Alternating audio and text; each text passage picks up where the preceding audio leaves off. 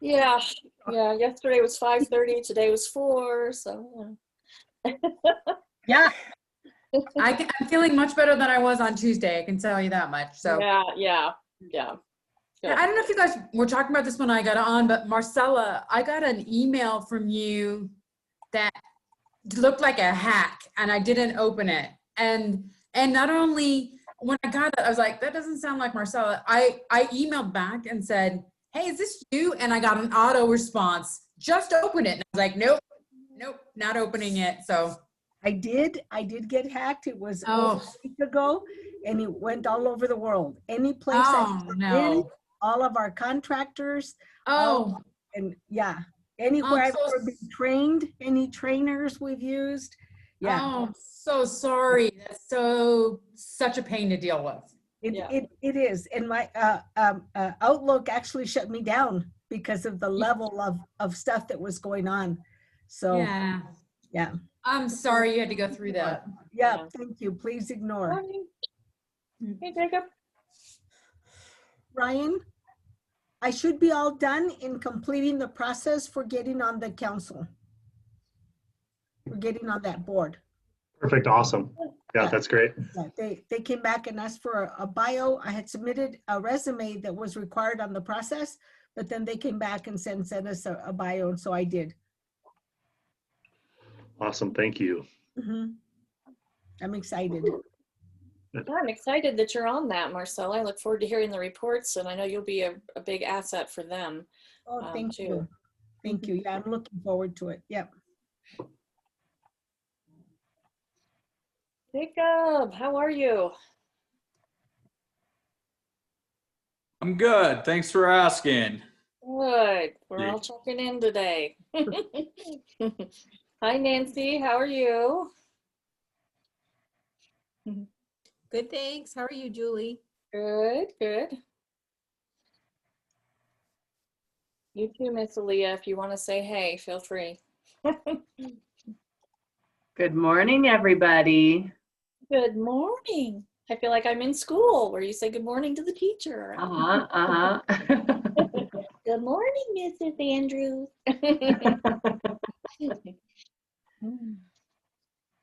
There's James. Should be another nice day, huh? Yeah, we beat a record yesterday of 77 degrees in November. That's pretty interesting. So, hi, James.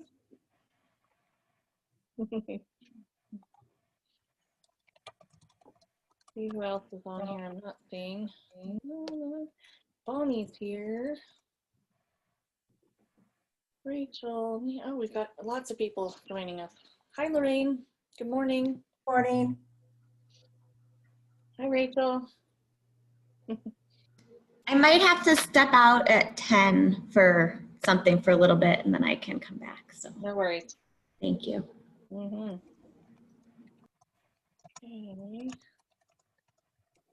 I'll give us another minute, I think, before we get started. We've got everybody kind of joining late. Been a tough year and an interesting week. So.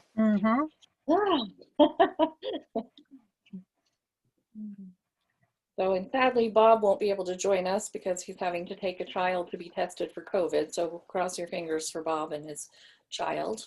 Hi, Brian. Hey, everybody. Lloyd will also not be able to join us today due to an emergency. I'm not sure what exactly is happening, but I've reached out to him. So, and Caitlin will be joining us late for another obligation she had. So, that's where we are today. All right, we've got 13. We've got a baker's dozen. Woohoo!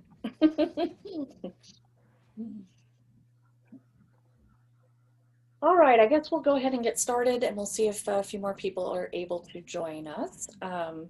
Just wanted to say thank you to all of you who are here this morning. I know that it's an effort to attend Zoom meetings, particularly, especially if you're on Zoom all day, and also just with everything happening in our world, I know it's just been challenging. So thank you for being here. And anytime you can't be here, or you need to leave, or you need to take a break, of course, you are always welcome to do that. And we are perfectly understanding of that. So let's start with a quick introduction.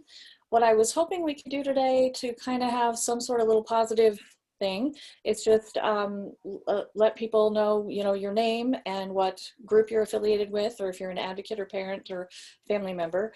But then instead of committee stuff, since we're all working together anyway this year, maybe let's share a wish or a hope that we would like to see for the world regarding behavioral health. So I will start to give an example. It doesn't have to be a big long thing, just, something simple. But I hope that'll help us focus on the things that we're able to do something about and that you guys have a big influence being part of this group and doing all the wonderful things you do outside of this group. So my name is Julie Corbett. I am co-chair of this council, and I am a family member and advocate. And my wish for behavioral health would be to be able to have nonprofit centers that take care of people in their darkest hour, including physical and wellness type modalities, so that we could normalize the conversation and encourage people to have the treatment that they need. That's my big wish. So, all right, Donda, do you want to call on people? I think that was probably the best way to go with that. Sure, let's go ahead and go with Ryan. Ryan Templeton, the Office of Behavioral Health representative on the council, as well as service liaison between OBH and the council. Right now, I'm feeling super optimistic about where we are going with behavioral health. I mean, I think there's a lot of, like, the budget stuff is always, it's been an issue, right? But where we're at with the behavioral task force, a bill will be coming this year to create a behavioral health administration. And I'm really hopeful that this is really our opportunity to get this behavioral health system right. It doesn't feel like it happens all that often where we get to kind of create something from the ground up, which obviously isn't creating from the ground up because we have a whole system right now, but just really highlighting what's going well. And Julie, just like you said, focusing on some of those resources that should be included in the behavioral health system that just kind of really aren't right now. So with that, I'm very hopeful that, yeah, we have a lot of great people working on this, and people are excited, especially the governor's office. It's kind of one of his priorities right now, which is always good to see as well. So with that, it's also a thank you to groups like this too that have provided a lot of insight into that, and hopefully we continue to have that role and spotlight moving forward. Thank you. Marcella.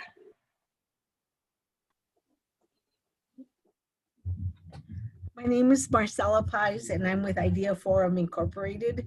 I work with the treatment committee, and I am a family member. And boy, my hopes and my dreams for behavioral health are endless. More so these days, however, because I really agree with Ryan. I'm very, very hopeful. That's why I continue to work the way that I do, and because I'm so committed to the changes that are being made. But I see an increasing need for outreach to people of color, to those disenfranchised, those with other languages, including Spanish, but there's so many more right now. And so we're really struggling with to identify interpreters to provide them the best level of care.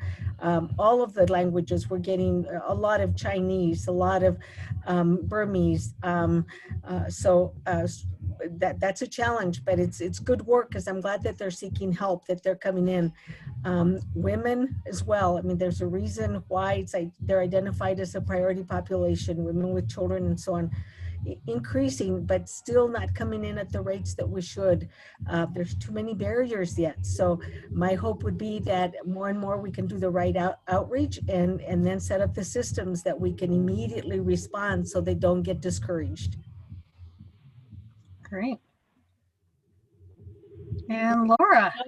Sorry, right before Laura goes, I just want to clarify to people that just joined us, what we're doing today is just giving our name, and instead of talking about committees, because we're working together, we're giving a hope or a dream we have for what we'd like to see in behavioral health and things that we can help influence. And then Donda Victoria texted me and needs the link to the meeting. So thank you. Go ahead, Laura. Hi, my dog's just walked in too, so be prepared. I'm Laura Dykes. I'm with Colorado Coalition for the Homeless. And I'm kind of excited about behavioral health work outside of behavioral health people.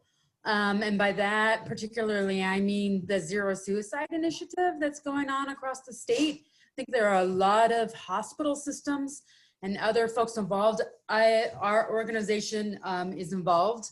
And we just trained 160 case managers on the Columbia Suicide Severity Rating Scale for them to incorporate that into their day-to-day work. And we're taking it to doctors, dentists, and nurses next. So I'm pretty excited about that. I think it's really cool. Great, thank you. And Jacob. Morning, everyone. Jacob Marion, personal long-term recovery, sober home program manager for STEP Denver and on the recovery committee. One of my biggest hopes is that we can continue to have communication with neighborhood organizations and other community organizations around group living, reduce the stigma around group living, and kind of increase the awareness and have productive conversations with people about what that looks like. So group living can become more accepted in the city of Denver and other communities, and there's housing resources and more resources along the continuum of care for people as they're exiting treatment and other recovery programs. Great, thank you. Aaliyah.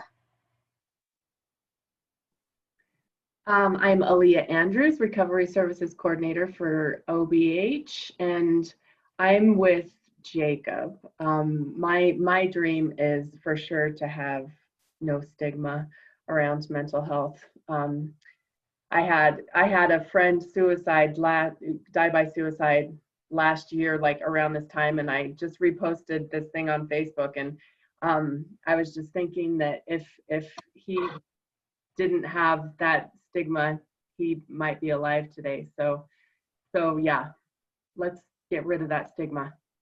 Talk about mental health. Great, thank you. Julie, did you want to go ahead and remind everybody we've had a few more join us? Sure. So what we're doing today is a little different.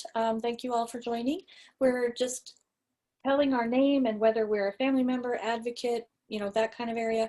Instead of mentioning the committees, since we're all working together this year, we wanted to talk about what is our dream for behavioral health and where do we see we can make an impact.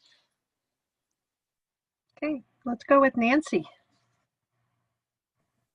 Good morning, everybody. I'm a family member and I work for Southeast Health Group in La Junta and Lamar as the development director. And my hope for behavioral health is that we can house more homeless people, provide more permanent supported housing, provide more peer services, and also be able to encourage people with lived experience to get certified and become providers. Great. Thank you. James. Hello, everybody. I'm James. I'm a person in active and sustained recovery and the director of programs and peer supervisor with Advocates for Recovery Colorado. And my wish, is really coming true, but just the continuation of the collaboration to make this healthcare system for the people that are struggling. So I would just love to continue to see that open collaboration between, prevention, recovery, and treatment continue moving forward. Thank you. Yeah. And Lorraine? Hi, I'm Lorraine Hall, and I'm a person in long-term recovery. I'm the board chair for Lifelong Secular Recovery. It's a national organization for people of all faiths and none. And my wish would be similar to what James just said. I hope to see less people stuck in addiction because we have tons of Zoom calls now since you can't meet face to face, obviously, and just a lot of people who are really struggling at this time with, everything seems to be, much worse, and the statistics reflect that. So if more people could find a way to recover, that would be my wish. Great, thank you. And Rachel. Good morning. I'm Rachel Horde. I'm the Supported Employment Behavioral Health Trainer Coordinator with the Division of Vocational Rehab. I would have to copy what Aaliyah and Jacob said for sure about stigma, and then Ryan talking about the task force and the new administration that's being developed, and hoping that that all works out and makes easier access for individuals. Thank you. Brian. Morning, everybody. I'm Brian Laney. Work with Step 7. We're a faith-based recovery organization in Douglas County.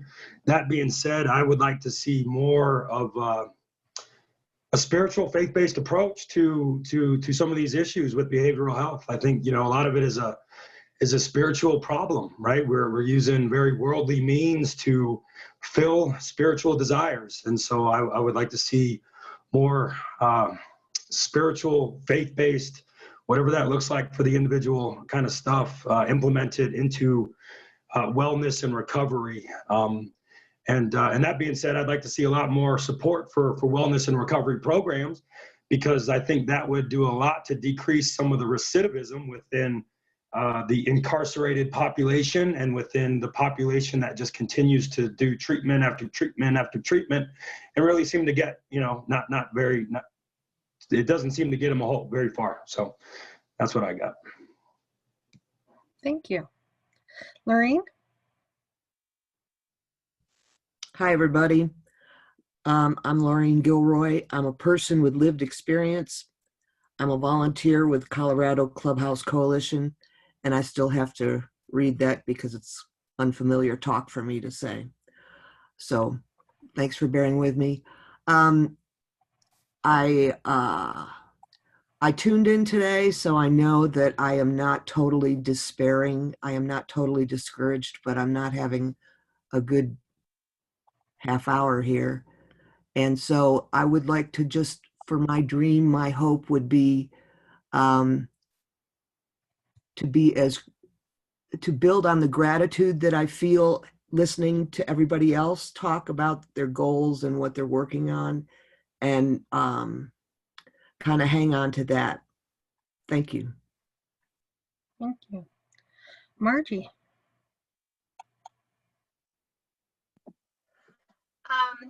Hi, everyone. I'm Margie Grimsley with the Colorado Federation of Families for Children's Mental Health. And I come to the table from that role also as a family member and consumer. So I feel I have a lot of places where this committee is important. I think for me, it's just that I see a lot of families and children really struggling, and to ensure that we don't lose them in this process, because oftentimes their voice isn't always the first or have an equal space at the table. I'm always promoting the system of care values and principles, of which I think if we really embrace them, they would make a difference in everyone's world. And the one that I think is most important to me is where we individualize our care, our support that we're giving to folks, because what works in my house isn't going to work in your house, and house systems really can understand that if we listen and we really hear what people need. I had someone say once, we offer someone a spoon when they need a fork, and I thought that seemed like a real simple way to say, how do we really listen? And then all the things everyone says wish we could have, I think would then make a difference, because then it would provide that menu of supports that sometimes we just don't have for folks. So those are my thoughts. Thank you. Thank you. Natalie.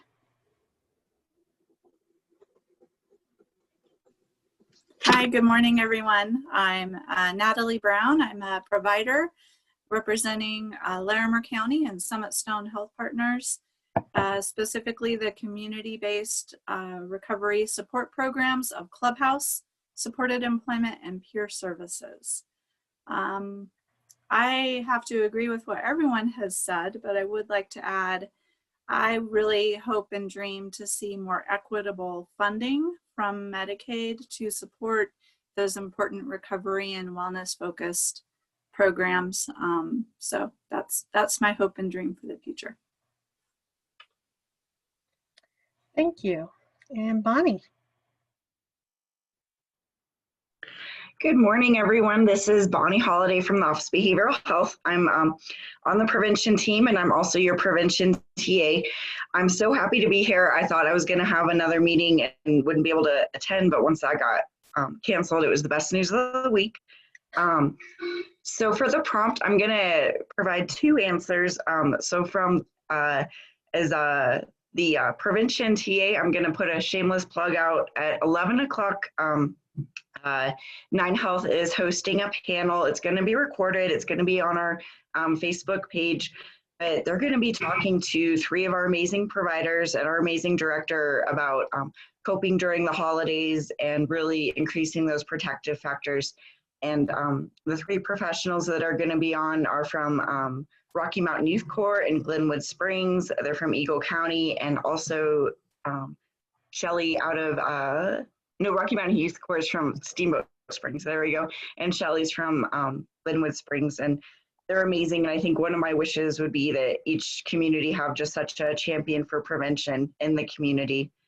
And then I guess as a personal note, I really like to hear all of the person-centered talk that's happening and all the person-centered services. And I think I would like to see work continued on just the validation of everyone's journey and how they reach, their highest potential, whether that be through spiritual-based therapy or protective factors such as horses and dogs or digging in the dirt. So yeah, please continue the excellent work you're doing and meeting people where they are.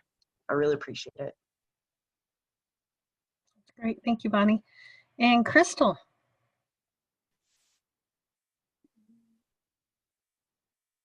Oh, Crystal, we can't hear you.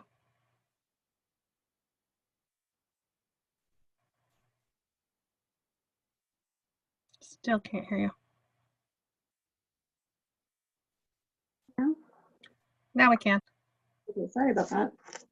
Technical difficulties. I'm Crystal Allis with Sobriety House. I'm on the treatment committee, and if I could list a wish for behavioral health, at least at this moment, I'm sure we all have numerous wishes for the field. I guess I would say more collaboration with our partners in the community. So just for example, like Denver Health and Sobriety House have recently been partnering, which is a fantastic collaboration effort with the levels of care for residential treatment.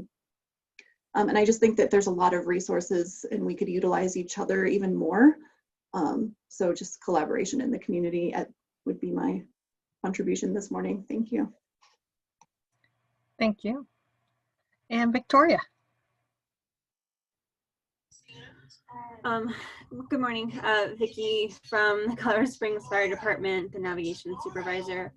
I think I'm just echoing a lot of what everybody else said. I'd like to see an effective continuum of care for those who have behavioral health concerns, because it becomes incredibly disheartening when hoping someone goes to jail is the only way you know that they're going to get you can catch them to get them the help that they need, and that shouldn't be where we're at. And then just an ability for everyone to find creative ways to feel connected. I think although I love seeing everybody like this, it's not the same as in person, and just feeling that people are around you. So I hope that everyone is able to find creative ways to feel connected, especially as we're coming into the winter and more restrictions and things like that, because I don't know if it's helping anybody, but we're all trying to stay safe. So thank you, Victoria. Mark, let's go with you.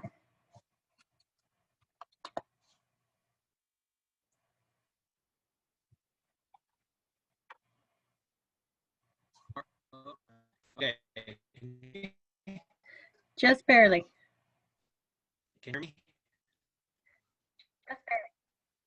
Okay, I'll try to talk as I can. Mark Conjani, Director of Adult Treatment and Recovery with the Colorado Office of Health. I'm joining in for today, and I'll need Ryan for our presentation later in the day. Great. Thank you, Mark. Let's go ahead and go with Ty. Good morning, everyone. My name is Ty Smith, and I am your DCJS Task Force representative. And I'm pretty anti-professionalism and anti-labels. So if I had a wish for behavioral health, it would be that we move to a community or a society where we didn't need a system, and we could just provide community supports within the system. And this is a big, far dream, but I believe it's something we could reach one day. Thank you. Thank you, Ty. Karen. Hi, I'm Karen Irick. I'm the Chief Clinical Officer for Crossroads Turning Points.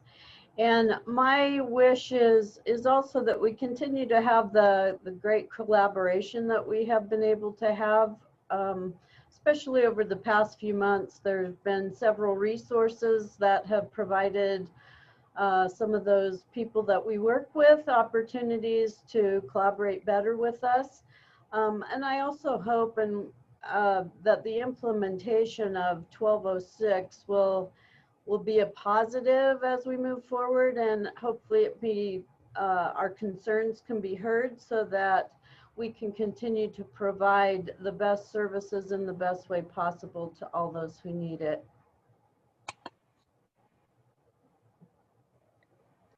Thank you, Karen. And Stephanie.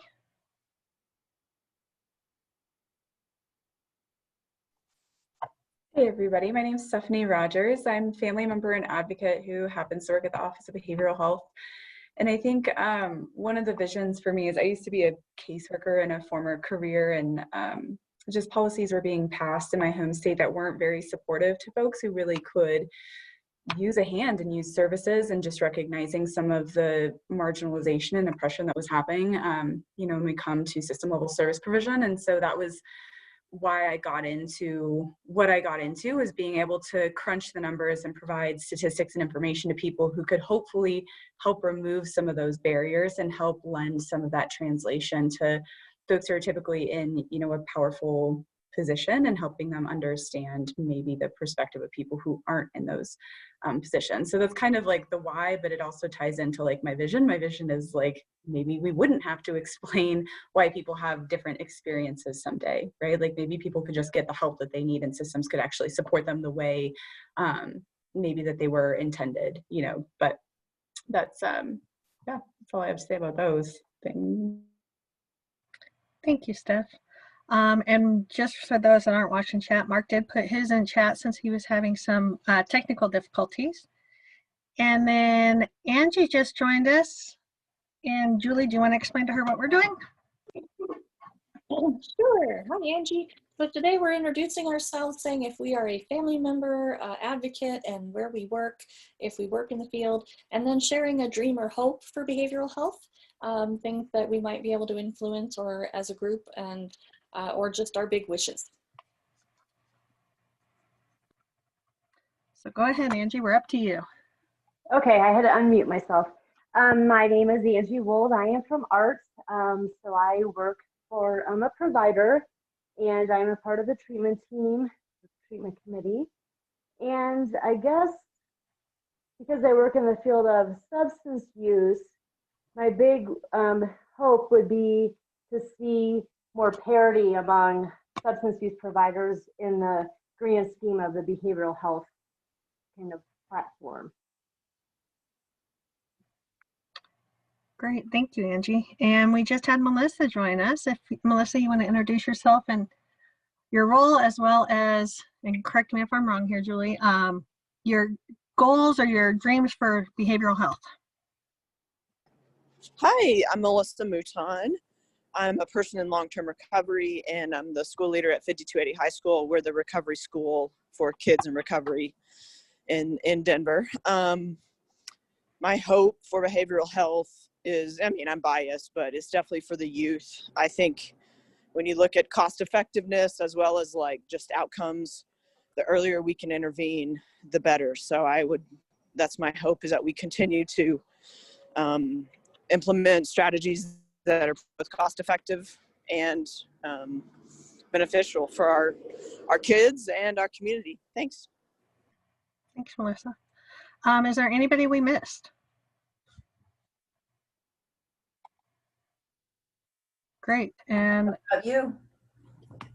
All right. I am Donna Gorton. I am with Office of Behavioral Health. I have a long history of working with the state and working with all aspects of this field.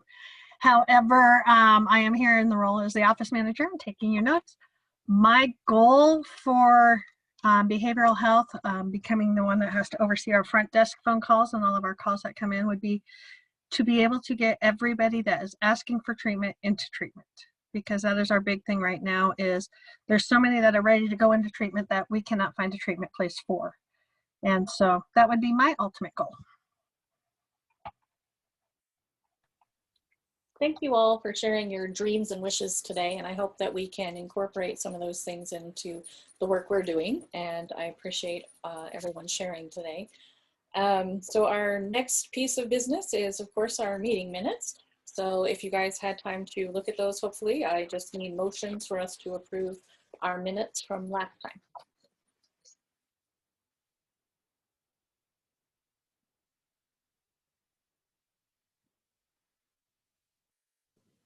I'll move to approve our minutes from last month. I'll second. Thank you. All in favor, say aye. Aye. Any opposed? Any abstaining? Minutes approved. Thank you. So we had on here a question about how are individuals and groups responding to the community. So if you have something special that you've been doing as an individual or an organization that has been supporting our community during this challenging year, please feel free to share that so that we can support your efforts and also maybe implement them ourselves if it's possible to.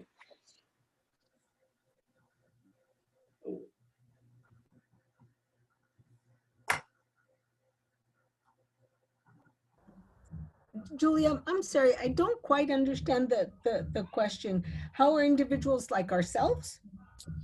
Correct. So it could be individuals or organizations, what you guys are seeing that is helping communities right now with all the challenges that we're facing. That was an idea that Bob had for us to do, is kind of a check-in and share ideas with each other. And that's where that came from. Well, if you don't mind, then I'll go first. I'll tell you, this is one of the things I'm just really, I really feel like we're running around and we're doing the best that we can. There is, even including, right, the changes with the CACs. I mean, there's just, in terms of providers and so on, there's so much going on that on a daily basis, we just simply need to be responding. We're working really hard not just to react, but to pay attention, to listen, to care so that we can respond appropriately. It's a challenging time. However, I'm really pleased that it seems like we had done some things really right in training for trauma informed. In our case, for example, we have a trauma room in every office. We have the EMDR equipment, for example, and so on. We had done that because of our purpose, because of our mission, but it couldn't have been a better timing. And right, speaking of faith and spirituality, I praise God every day that it just seemed like things had fallen into place. with the support of many individuals, the things that OBH has helped us do, the signal, right? All of the different fundings. So we took advantage of those, and it's really paid off. But it would not be appropriate for me to paint it as a rosy picture, because it's a challenge every single day. I don't know if you noticed a minute ago that I jumped up. We had a very agitated client at the front desk, and I had already intervened before, so they called me to intervene this morning. Those things happen all day long. People who are hurting, they're angry, they don't want to be here. And then of course, thank goodness, because if that's all it was, I don't know if I'd be in the field. Then there are the wonderful people who walk in the door and respectfully say, I really need help, right? I'm in a bad place. And it's so much easier then to be able to respond. It is challenging times, but I think when Ryan said a lot has changed and he's hopeful, I think that the way that things are going on with us, with me as an individual, the professional that I am, the boards that I sit on, there's hope, and we just continue to do everything that we can. And we still need a lot of help. We still need a lot of direction. Workforce is so badly needed, needs to change. It needs to change how it looks. And so that's my response. We're working extremely hard, long hours, 7 days a week, but it pays off, and that's exactly what we need to do. Thank you, Marcel. I appreciate that. Appreciate your perspective and letting us know what's happening. So, does anybody else? Yep, Laureen. Gonna say that correctly, so we don't get you mixed up with Lorraine. We start singing our duets again. So I know about Frontier House as a clubhouse more than Spirit Crossing, but I think Spirit Crossing is similar in this regard. You know, we've kept our doors open, but we can't have as many people in. We figured out how many people we can have in each room at one time in order to do the social distancing. So even though there are fewer people in our clubhouse, the amount of support and types of support are greater, I think. And we've lost some staff. So I go to the clubhouse maybe once a week because I live so far away and because I'm afraid of getting COVID. But I do tune in remotely to our meetings. So we have meetings in the morning, so I can tune in and figure it out. Once a week, I can figure it out. We are getting more homeless people coming into our clubhouse. That's never been a problem, really, but there are so many, and they're looking for places to stash their stuff. That's what people keep, they want to stash their stuff. So we've got people whose needs are greater, and we have less staff and fewer other resources because of the cutbacks coming in the government budget and all that stuff. So I think the most urgent thing would be to help us get more staff, which means paying for the staff. That's, you know, money. And just the resources. So you know, somebody's homeless. We can usually find like a tent or something like that, but we do spend a lot of money on things like that, and we budget for things like that. But if there are more people that we're trying to serve, then our budgets are going to be taxed. So I would offer that up. I can add a little bit to what Laureen is saying too, from the perspective of Spirit Crossing. So, you know, a lot of the clubhouse day-to-day business and focus has always been very work oriented. And I think we're finding with just our capacity limitations and that type of thing that really we're okay with focusing on that connectedness, getting people connected to the resources, and helping people just reduce their isolation and stay connected virtually and in person through social aspects versus work focused aspects. You know, we're still supporting people finding work employment. A lot of people have transitioned into looking at training instead of going to work. So we're supporting folks in that respect too. But even training programs and college, community college, that's looking different for people now. And so, really just helping people stay connected and get connected to the resources that they need and being okay with that. The Clubhouse model is always very focused on being productive and doing meaningful, productive things. And for us right now, that production means just staying connected with one another. So. Thank you, Natalie and Laureen, for your information and perspective on that. Appreciate that. Does anyone else have something they'd like to share? Ty. I got to be honest, this slightly frustrates me because the clubhouses, the drop-in centers, they do such great work. They those centers and those peer programming, really save lives. And right now we're in a huge financial crunch. And with Tabor, it's just going to get worse. It's going to be a decade of hard times because of Tabor. And, it's groups like this group, the BPAC, and the other advocacy groups that really need to step up now more than ever to advocate to make sure that those sort of programs get funding in the future. That's my concern, and that's my worry, is that brick and mortar facilities their funding's gonna dry up because the funding's not gonna have places to go, and they're gonna say, well, you're serving so few people, how can we justify serving so few people? But those few people, these programs save their lives. And so I have to say, when we, sit around and we don't have work groups and we don't talk about the data and the impact, it's just going to eat away at our system, because the budget cuts are going to hit us, and they're going to hit us for years. It's not going to be just this year. It's going to be the next 5 years before we can even recover, if we were able to recover next year. So I know I'm obnoxious voice. I know that I'm saying things that people don't want to hear, but we really have to do things. We really have to advocate and draft letters and get to know our representatives, and have them see the value in our services. Because if we don't, it's just going to cost Colorado even more. We're going to have more people homeless, more people in deeper systems, and more people go to jail. And this is the time to act. And this is, what I keep saying. And I'm sorry if I'm the obnoxious voice, but I just had to say it. I just have to say it. I'm sorry.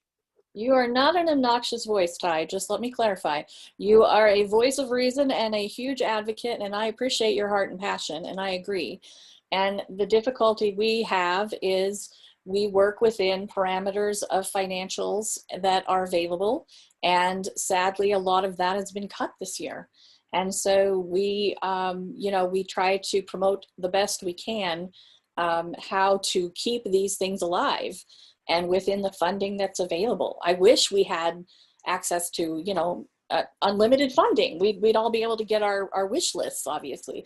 So it's just, how can we do things that will make a difference with where we are and what we have to work with?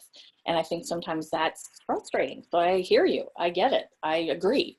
Well, We want it to be better. It's not just this year with Tabor, the tax bill of rights. It's going to be years to come. We won't be able to get back to where we are now, and we've been struggling for like the last 10 years, in my opinion. Yeah. It's harsh. Yeah, it is really tough when everything is dependent, or a lot of things are dependent on financials and those kinds of things, Tabor and, you know, all of that. And we had a very strong advocate prior to you being part with us, Ty. Her name is Mo Keller. She's with Mental Health Colorado.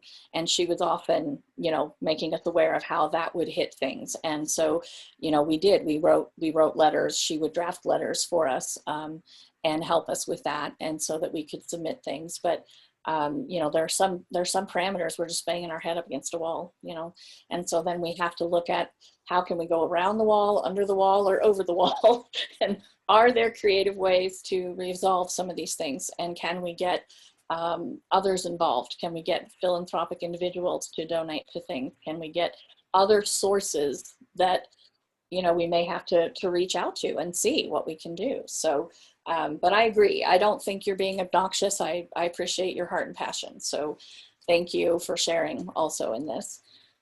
Did anyone else have something? Laura?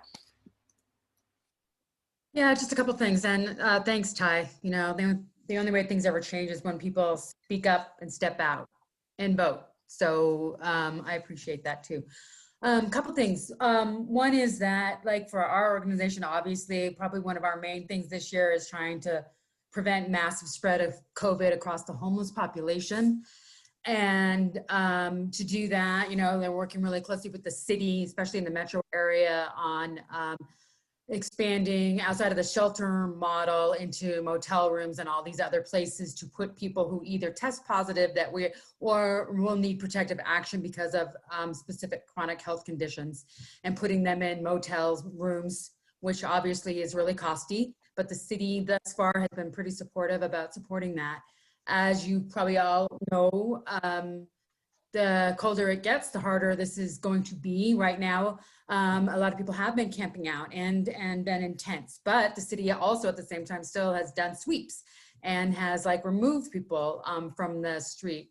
So, you know, it's a bit, it's a conundrum, right? If you're a property owner, you don't necessarily want someone camping out on your land. That's understandable. On the other hand, people don't have anywhere to go.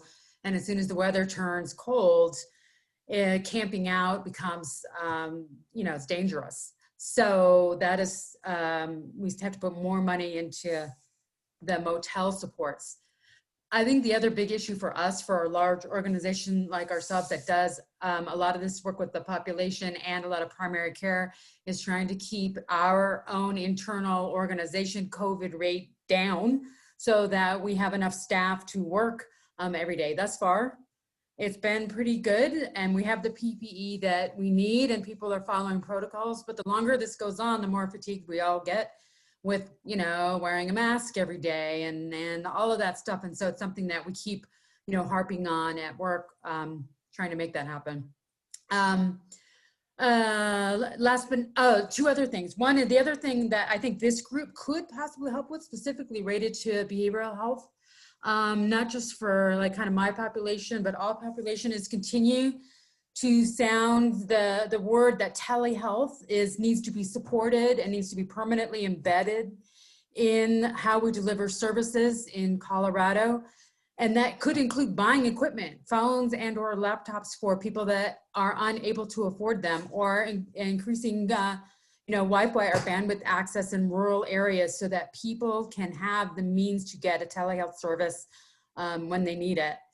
The second thing is a survey just came out from the city of Denver for the metro area related to renewed funding for homeless services and shelters. I was hoping that I could send it to the council mailing list and have as many people as possible weigh in on what they see as the future for preventive and homelessness services in the metro area. So I was gonna maybe send that to Donba, if that's okay. And then if you guys want to fill it out and you send it straight back, it goes straight to the city. And part of this is the planning for that, the 2A, right? The 2A money that 2A passed in terms of homelessness services in Denver. And so part of it is planning for that. So I would think that you all filling out that survey will really help. Awesome. Thank you, Laura. I think the telehealth part you were talking about could definitely go into recommendations in the treatment realm, obviously. So we'll be talking about that shortly. So keep that in mind. And I did write that down as well. Did anyone else have anything? Yeah, Maureen, go ahead. just real quick, in that vein, if you could stress the Wi-Fi in the rural areas, Yeah. people like Yeah. me would appreciate that. Thank you. Margie, was that you too? That I just have a quick question, and I might be totally wrong, but Ryan, with the Behavioral Health Task Force, was it my understanding that the funding for the first year's phase was going to come from OBH?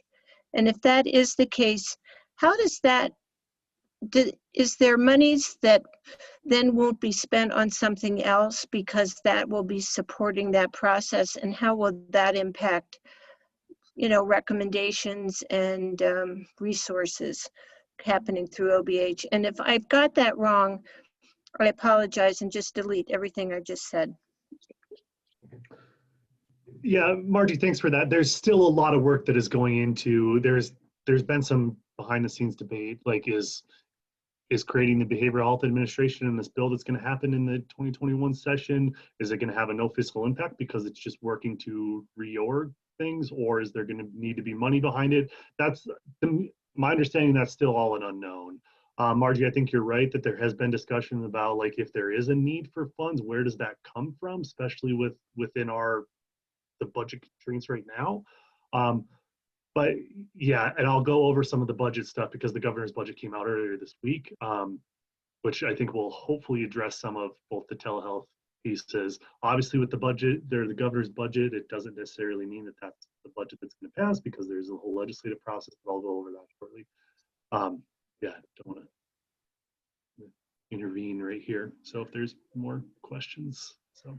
Thanks, Ryan. And I just want to apologize. My vanity is such that I chipped my front tooth. And so I'm going without my picture or I'm going to have to wear my mask. So anyway, Margie, thank you we're guys happy for to your see patience. you, but if you don't want to be seen, that's okay too. We appreciate your voice, so that's good. It encouraged me to call my dentist. Okay, guys, the other thing I just want to let you know about within this area is something that I started this year that I would love for any of you who would like to take advantage of for your own personal self-care, but also that can be shared. So as things shifted for me this year, I was out in the field doing marketing for health and wellness. That changed dramatically come April. It shut down. I relaunched something in September, and I'm not trying to plug it and trying to get you guys to, like, there's no conflict of interest here. I'm offering something for free to you guys, and I just want you to be aware of a resource that might be beneficial to people you know. So it's called the Restoration Depot. We are a online virtual wellness platform. So we have, you know, yoga. We're looking to have Tai Chi, cooking, horticulture, Zumba, fitness classes. We have mental health education by a psychiatrist from the Mental Health Center of Denver. We have all sorts of really great classes to help people with self-care, but also with interaction. So it's not just like you could go get a video off of YouTube for free.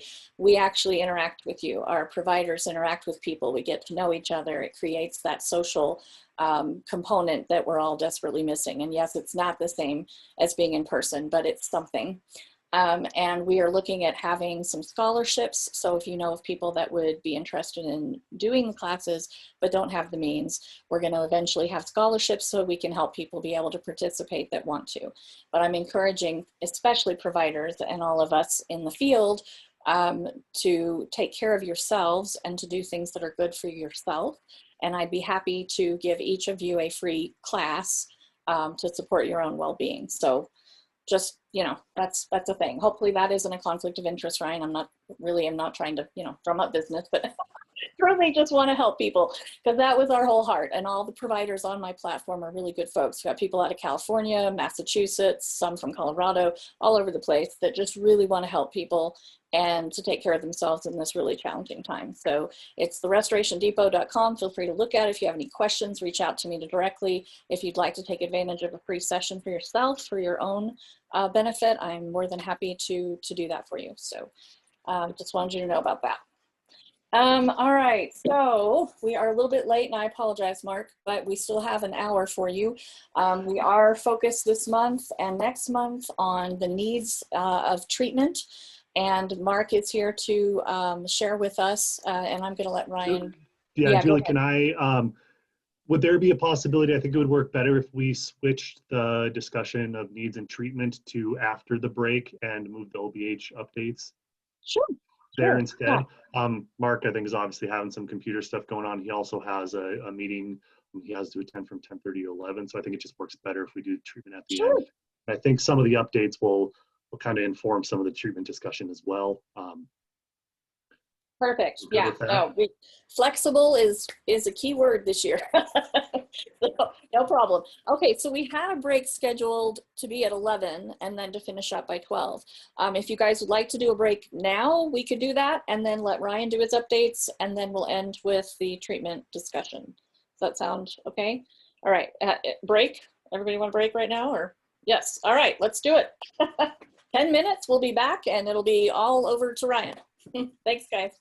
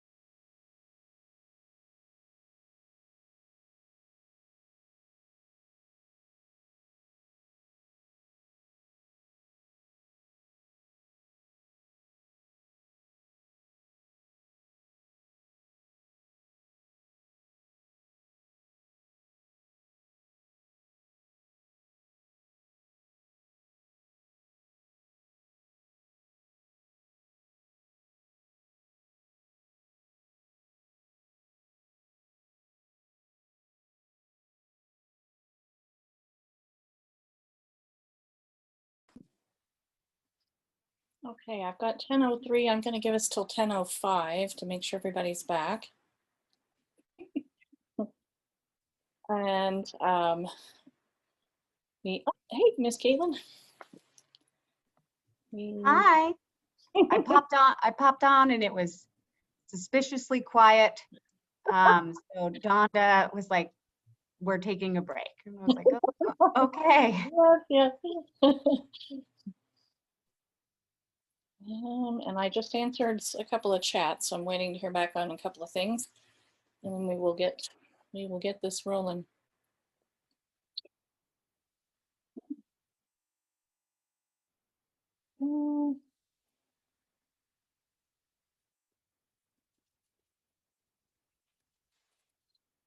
Okay, so Ty is having to leave. Sadly, there has been a loss in his family, and he has family in. So he is going to send the report for the committee that he is covering as our representative to Donda and myself, and we'll include that in the minutes so you guys can read the report from that, that group. Thank you, Ty, and take care of yourself. I think that was all I needed to handle in the chat. Yep. I think we're good there. Okay, and then Donda has the website address. I guess a few people may have asked, and that's great. So she'll put that in the chat, or it's in the chat maybe, and she'll include it in the minutes as part of the resources when we talked about that. So you guys will have that to be able to utilize. Oh, one more thing. Okay. I said thank you to everyone for being so kind. That's the least we can do. All right. Let's get rolling again. Ryan, I'm turning it over to you. Thank you. So with that, Donna, do I have co-host access? So I'm just going to share my screen. I have like a talking points document, which might be easier for people to that maybe want to just follow along words instead of me just talking. Then you have that option as well. Change stuff around a little bit on my screen here.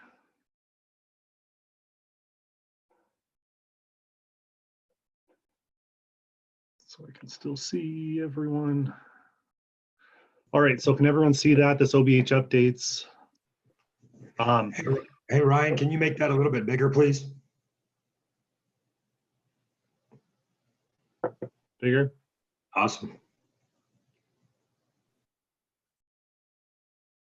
Okay, so a couple things I want to go over first. So kind of 4 different things going on. So first, I'm just going to kind of do this as the kind of general flow for what OBH updates. So I was just updating this where it's the MHDCJS task force updates from Ty. So we continuously make sure that that can just be incorporated into the OBH update. Same with the State Rehab Council that Marcella is going to be on. I don't think, Marcella, it doesn't sound like you've met with them yet or been part of it. Yeah, so but just have that as more of a, we can do that through the updates. A couple things, just general business. We have, I think, the forms up and ready for the BPAC stipend. So those folks interested in that reimbursement, so those individuals lived experience, those advocates, those family members are the ones eligible per our bylaws. You can send Donda a request asking for those forms, and she'll send you whatever is needed for you to get reimbursed for that through the state system. And also, yeah, it reminded me when I think Laura brought it up with disseminating stuff out to the group. If you want to do it through Donda, just make sure that you say specifically, like, will you send this to the BPAC group? I know I get a ton of emails. I'm sure Donda does too, where it says that this is a great resource. Like, just make sure that, is that a great resource for OBH specifically, or do you want it to go somewhere specifically like that group? So it just makes it a little bit easier so we can quickly, transition that out. Anything, Donna, you want to add to that? And if you want to include it in the minutes or say something about, this is what we were talking about in the meeting, if you want to include it in the minutes, that would be perfect too. That way we aren't getting 300 emails sent out.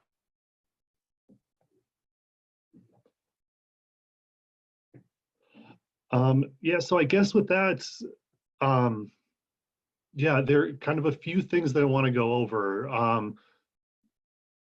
I think Karen brought up the addiction counselor rules, specifically the House Bill 2012-06. The Office of Behavioral Health has drafted updates to our part of the addiction counseling rules. It's currently out for public feedback and through a survey link. Also, Mary McMahon and I are holding a stakeholder meeting this afternoon at 3:30 to walk specifically through essentially line by line of the rule update. So this is OBH specific updates, right? So DORA plays a bigger role than OBH in the whole addiction counseling credentialing. But obviously OBH does have a role. That's the coursework and training requirements. I put in here the rule timeline. Yeah, with 1206, that bill, it went into effect immediately. We've talked about this before, but it takes a little bit of time to actually update rules. So the timeline, why things are moving fast, is that we pretty much need to go to state board to have these rules read at state board in January, have them adopted in February for these rules to go into effect by April 1st of 2021. For rule promulgation, that is a really fast turnaround. So if you're interested in those addiction counselors rules, the feedback survey link is open until November 10th because we need to get the packet completed and sent to the Attorney General's office for review, as well as posting through the Secretary of State's office. So that's why there's a big lag time between when we need the survey results back or the feedback results back and first reading. So just generally the rule update content, the idea is we're changing completely our overview of how the addiction program is structured in our rule volume, clearly establishing OBH's role versus DORA and the board examiners, the Board of Addiction Counselor Examiners that DORA manages and their role. Currently, our rules have a lot of stuff that is specifically enforced through the CAC Examiners Board, which we have really no ability to enforce right now because that's not our authority to enforce. So we're removing a lot of the language that is currently, or proposing to remove a lot of the language that's currently. With that, House Bill 1206 required specific things of us, like the specific coursework and training to be established in rules. So that's what our rules now entail. That technicians have to take 9 specific classes outlined in 1206. The specialists, the certified addiction specialists have to take the technician classes plus an additional 10, very similar to how it is now. And then through our rules, we're establishing that we also do the approved trainer program, that you complete those classes through the OBH approved trainer, or that there's an educational equivalency process. A piece that we've been receiving a lot of feedback on already is what does the supervision requirements look like? There are very vague references to Office of Behavioral Health having supervision or the authority to establish supervision requirements for those hours that an individual needs in order to get the credential from DORA. We have proposed that addiction specialists have the ability to supervise technicians and specialists, and then the licensed addiction counselors have the ability to supervise the CATs, the CASs, and other LACs. A lot of feedback is what we're getting is, it sounds like currently those CAC 3s that have turned into specialists currently supervise individuals pursuing an LAC. So obviously, if that's something that affects your program, definitely provide us feedback with that. The more feedback we get, we can make better informed decisions about what these rules need to entail. And that's one that we've already been getting a lot of questions on and feedback for. Last piece, 1206 also moved the continuing professional competency for addiction counselors from the examiner's board to the Office of Behavioral Health. The legislation has it pretty much laid out what the continuing competency program has to entail, just like it currently has, right? Everyone has to do a self-assessment, everyone has to come up with a learning plan, and everyone has to document what those trainings that you did for 40 hours over that 2-year period of your credential. So we just essentially mirrored what it says in statute for that. So that's essentially the extent of our CAC rule update. But like I said, if you're interested in going line by line with me and Mary McMahon, we are available this afternoon between 3:30 and 5. So. Ryan, quick question coming through on chat. Is there better clarity on what's happening with grandfathering in CACs, CACs?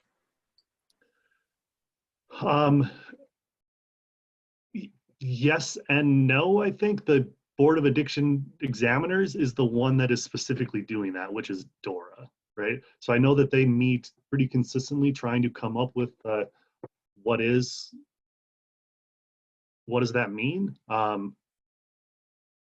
Yeah, I mean, it's a DORA role there, which is part of the problem. So I guess what has happened is, so DORA has already changed the 2s and 3s to a specialist, right? The CAC 1s are now technicians. So the whole grandfathering has essentially already happened. What there's the confusion about, is my understanding, is all those people that are currently pursuing what was previously a CAC 2, where do they go? Because now per 1206, a specialist is required to have a bachelor's degree. So those individuals with pursuing a CAC 2 didn't previously have to have a bachelor's degree. So what does that mean? I'm not sure where they're at with that. My understanding is that DORA is still going to accept applications for those folks. So that is technically a grandfathering in, even though there's not a clean grandfathering provision in 1206. So I feel like that was a lot of very government-y speech, which I apologize for that, but that's me not really being able to talk for DORA as well. So is it possible to get information from them for our folks that are concerned about this? And why would they have required degrees for folks that have already been doing this, who have a great record, and we already have a shortage in the workforce? Do you know why that became an issue? Yeah, I mean, it was one of those things that the changes to the addiction counseling credential was not originally part of the bill. It was done through an amendment. So the bill was created due to a sunset review process that extended the credentialing of all mental health professionals, including addiction professionals. It was an amendment that added the changes to that bill. So that whole legislative process where, I mean, whoever drove the amendment, I mean, we're behind whatever was added. So there really isn't a whole ton of context to why, right? Because is there any language about supporting individuals who are currently CACs to be able to have support to go to school? There hasn't been any stuff like that that I'm aware of. At least 1206 in the stakeholder process of the whole legislative process didn't include any of that. That's what DORA is trying to work on now, is what is that? Because I think that goes directly to what the grandfathering process. So one last thing, I'm not trying to hound you. So will DORA send out information once all of it is determined to any group that may need to update their credentialing or do those things? Or is it going to be up to the individuals to try to go find that information? And then two, can we get somebody maybe to come to a meeting and who could answer some of these questions for us?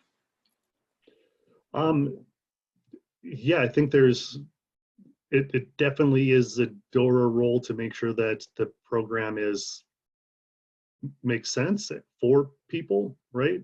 I mean, it's tough with DORA because they have the list of folks that are currently credentialed, so then they provide the updates to those folks. But those people that are still working towards the credential, it's a whole different ballgame because they're not in the DORA system yet, right? So it's how do you get that information to those folks? Which, yeah, but I mean, having someone from, because here's the other piece with DORA is that their examiner's board is different than actual DORA, right? So the board is the one responsible for essentially the control of the credential, they're the ones making the decisions about how to credential. So is it like having DORA come, it only goes so far because then they say, well, it's the board making these decisions. So then, I mean, I can can talk to Mary to see if there's someone from the board that would potentially be able to come and talk specifically about what the board is doing. Yeah, that might make sense. And then two things in chat that came up. Crystal let us know that the Colorado Health Service Corps does allow for student loan reimbursement for bachelor's degrees in the field. So that might help people who want to pursue that to meet that standard. And then Karen says, is there a link for the stakeholder meeting this afternoon? And Crystal also said, with regards to that student loan, I'd recommend asking Nita Johnson from CAAP to come speak to this. So that may be that is our resource for that. Sorry, Ryan, is there a link for the meeting this afternoon for people to join? Yep, I'll put in the Zoom link into the chat. So, so part of what we're going to run into with, so the CAAP is essentially the trade association for addiction professionals, which isn't DORA and isn't the board, and isn't DORA's board. So great, we can have Mita come and talk about kind of the basis for, I mean, I don't know if it was CAP driving the amendment to 1206, but they aren't the state agency responsible for the administration of the CAP program. I'd like to hear from the board member if you're able to make that happen. And then Crystal, maybe if you wouldn't mind reaching out to Mita, if you have a connection, and seeing if she can provide any info about the reimbursement for the bachelor's degrees, then we could just disseminate that for the group to let people know that that's an option for them. So actually I was making that separate. So she has nothing to do with the Colorado Health Service Corps. I'm saying that she has a lot of knowledge on the grandfathering and why they changed it to the educational requirements to get to more national standards and that kind of thing. And CAP was very, very involved in this process and giving feedback and all of that. So she's just super knowledgeable. She's also like the president-elect of NADAC. So she just knows a lot about it, that's all. Gotcha, thank you for clarification. Sorry, I lumped that together. I have a hard time with this because we have a former member who was an individual in recovery who got himself into the legal system. That often happens with these, illnesses, and rehabilitated himself with help, of course, and worked for an organization that we have a representative of now to help individuals and be a peer recovery person. He does not have a degree, and he had gotten to, I believe, a CAC 2 level. And so I hate to see people like that not able to do the requirements potentially, whether their backgrounds hinder them or whatever, because he's somebody who's been in recovery a long time and a very strong advocate and would be tremendous, I think. So that's my only concern. I don't have a problem with education, obviously, but it's, what do we do with good people who are doing a good job? And how can we help? If I can interject for a second, and I don't mean to take away from Ryan's presentation on this, but if he's already a CAC 2, he's automatically been a CAS right now. So people have until March 31st. So even if they're still in the process of taking classes and all of that, I have a couple folks at my organization who are going for the previous CAC 2. If they do all of that stuff and submit application before March 31st, they will be a CAS without that requirement of the bachelor's. Thank you for that. Sorry, Ryan, continue. I didn't mean to step over you. Well, no, I think this goes directly to other pieces of, routinely the last few recommendations from the treatment committee have been related to workforce, and this is clearly one of those workforce things, right? A lot of the feedback we've been getting, the early feedback we've been getting is, well, wait, like the economy just hit a big bump in the road. How is that being addressed with this? And is this making it harder for people to actually get into the behavioral health field and actually provide services? So, I think this falls directly into Bhpac and Bhpac's role in making sure that the system works for everyone.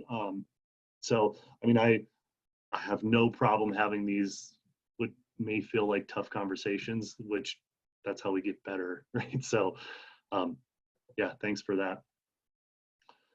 Yeah, so I put the link in the chat. Oh, actually I sent it directly to Karen, so I will put it as the group chat. Let me switch that quick before I forget.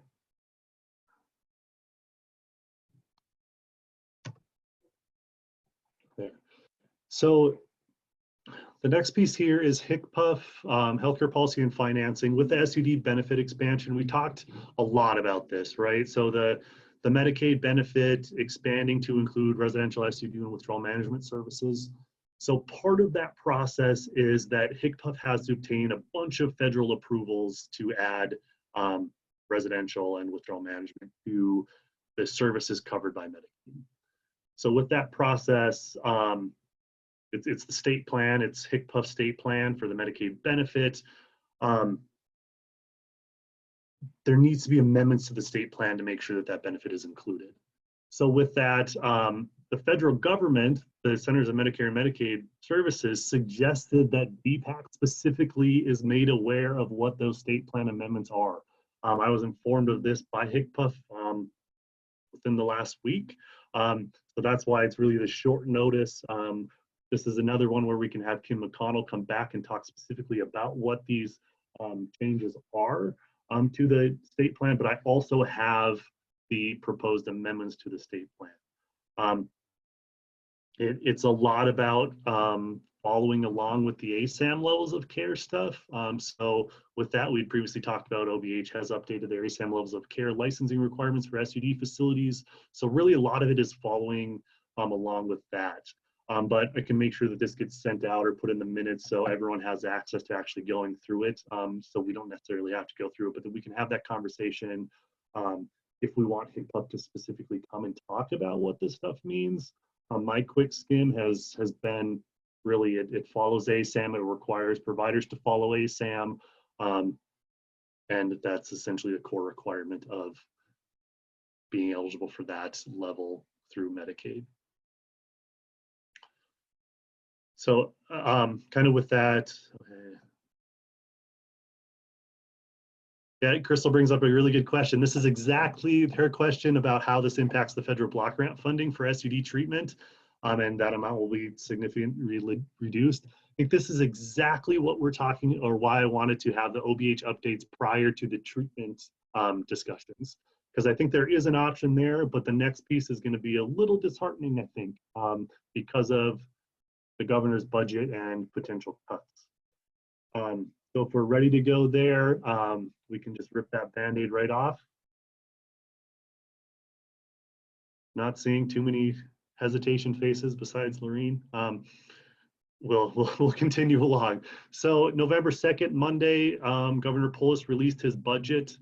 I put in here other important dates: OBH JVC briefing, the Joint Budget Committee briefing. That's where OBH goes to the Joint Budget Committee to talk about proposals that I'm going to go over and OBH's specific budget. That's the briefing. They will ask us a bunch of questions.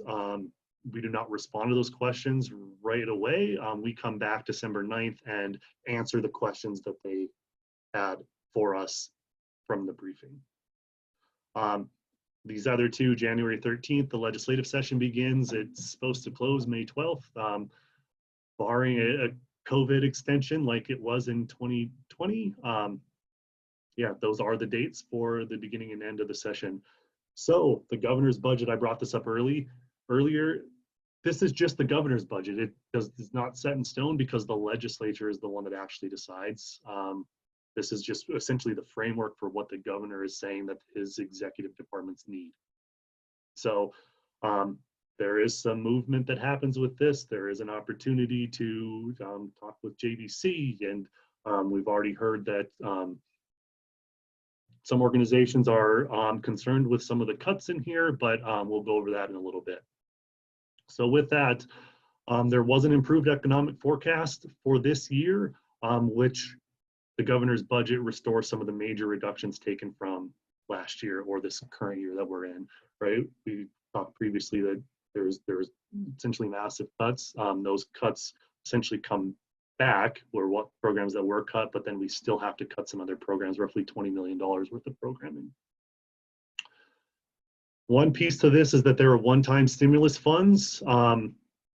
So we'll go over some of those budget requests as well, utilizing those one-time stimulus funds. That's essentially federal government funds that the governor's office got and is kind of putting into his budget to promote. There are specific promotion of behavioral health services. So like every department has made financial sacrifice. Like I said, OBH is like we were essentially told that we need to cut roughly $20 million worth of funding.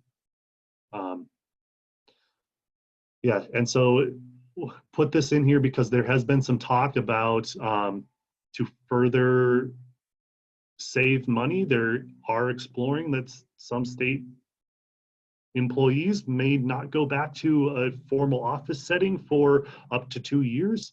We're trying to find that specific stuff. It sounded like Governor Polis had made a comment towards that during a question and answer period.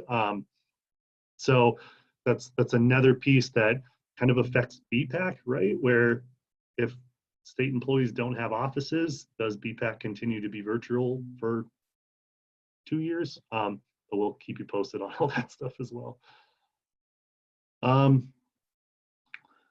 Yeah, so generally $2.3 billion total in the governor's budget to CDHS. CDHS includes the Office of Behavioral Health as well as other offices, which is that 3.2 billion is an increase compared to our current year. If you're interested in hearing about the CDHS budget as a whole, there's a town hall meeting with the executive staff. Yeah, on November 9th. So going into specific budget items.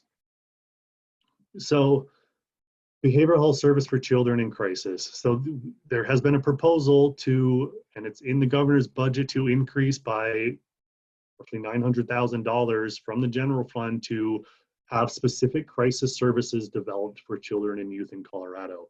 The thought behind this is that the current behavioral health crisis system is really designed for adults, and there's not this clear path for kids. So this is trying to fix that by providing specific training to crisis staff, having specific interventions for mobile and walk-in providers, and really increase the follow-up capacity for the hotline for children, youth, and families. So great. I mean, this is one of those ones where, yes, there was a need. The governor signed off on this and it made it into the budget. So like I said previously, there's a lot of things that can happen before this actually comes to life. This is just the first identification of these proposals. Here's a big one that I think we talked about previously, or it kind of hinted on, behavioral health IT investment. So this is that stimulus funds, a one-time economic fund to help promote access and have the economy recover a little bit. So there's a $20 million proposal to increase CDHS and HCPF support of telemedicine and decrease administrative burden. So this is a one-time $20 million kind of IT investment to support telehealth, right? So it's specifically on-demand virtual crisis services via telebehavioral health through a downloadable app. To me, this is kind of it feels like a lot of times the state is very behind in what technology utilization looks like. So this, I think, is trying to get us more into the current state, or at least 10 years ago state, but also consolidates collecting data and reporting to Medicaid. So really trying to reduce some of that burden that providers have across departments, as well as having a consistent health information exchange to improve coordination of care across entities. So that's a pretty big one, $20 million. That's essentially the CARES Act funds that really are there to stimulate Colorado's economy because of COVID. Yeah, Governor Polis thought, great idea. This potentially allows better access for behavioral health services and allowed for a pretty big chunk right there of $20 million, at least included in his budget. A few of these, so here's kind of a hit, right? So Medicaid expansion of SUD residential reduces OBH funding. So there's a one-time reduction proposed of $11.4 million from general fund, so not from block grant, like the block grant is the block grant, for SUD treatment as a result of Medicaid benefit expansion to include inpatient and residential SUD. So this benefit expansion replaces funding previously and currently funded by CDHS/OBH to pay for SUD residential withdrawal management services. It's not all block grant that pays for that. It's majority of general fund that pays for SUD treatment in Colorado, which we'll go over kind of in the treatment funding over the next hour when Mark comes back. So this is really a pretty big hit to the SUD system, right? It's $11 million. It's a one-time reduction, but $11 million is $11 million, and that's a lot of money, right? Especially when we're trying to ramp up SUD services or SUD residential services and withdrawal management. But with that being said, OBH will still pay for the room and board portions of the cost that Medicaid is essentially unable to provide through their benefit, because they cannot provide room and board costs. They provide only those medically necessary services through their benefit. So that kind of leads, will lead to our conversation over the next hour and a half related to the treatment recommendations. Is there's a lot of cuts, but there's still a lot of expansion from Medicaid. So where does that leave us? Which, I mean, I think that's exactly where some advocacy from BPAC definitely can fit in. So another one, a one-time reduction of $2.8 million to essentially related to criminally justice involved individuals, specifically through the jail-based behavioral health services program. This is one of those ones where JBBS has historically had a little bit of trouble spending all of their funds that they've been allocated. So thought behind that is that if they're unable to spend it, it's an easier one-time cut, with the idea that hopefully these things come back, depending on, I mean, the revenue forecast and the economy moving forward. Ty isn't wrong that there has been some talk that this isn't a 1 or 2 year economic downturn. It could take 4 or 5 years, a decade to recover from this stuff. So we definitely have to keep that in mind as well. I think the last one on here is the Family First Prevention and Services Act. So this was the federal act that essentially changes how children and youth services are provided across states. This is the residential child care facility changing to PRTFs and trauma-informed care, and making sure that the kids are continuously assessed to need higher levels of care, and trying to keep kids in their homes and stuff like that. So the Office of Children, Youth, and Families within the Department of Human Services is the lead on that. They're the ones that are working directly with the federal government to implement the Family First Act. But OBH does essentially play a role in that. So this proposal increases $1.8 million in total funding to implement this Family First Prevention and Services Act, by using that $1.8 million to support evidence-based practices that are building a complete array of prevention-focused services within the children, youth, and families world.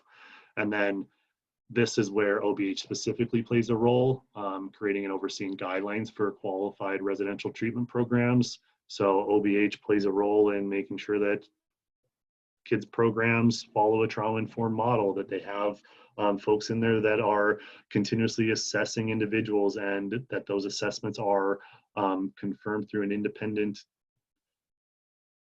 provider that says, yes, this kid, is ready to move to a lower level of care. So kids just don't stay within these high levels of oftentimes very costly services and away from family, and develop a new trails functionality. So this is the background checks and system within CDHS. So a lot of this isn't specific to OBH, but OBH definitely plays a role in this. So with that, I know I talked fast through there. Go ahead, Margie. I just, on this one, creating and overseeing the guidelines, where does it fit that ensuring that if you're not to stay at that high level of care, what happens when there is no place to then the step down? You know, where are the supports for the step down when you're told that you do not meet the highest level of care, but then there is no place to move to? Is that all going to be incorporated into this process, or will that be done separately? So, great question. I think a little bit of both, and this is a focus of the Behavioral Health Administration, is making sure that there is a comprehensive system for both adults and kids. So there are high intensity behavioral health treatment programs that essentially allow folks to transition from higher levels of care to essentially high intensity community-based programs that then eventually may be able to step down to those less intense outpatient type services, right?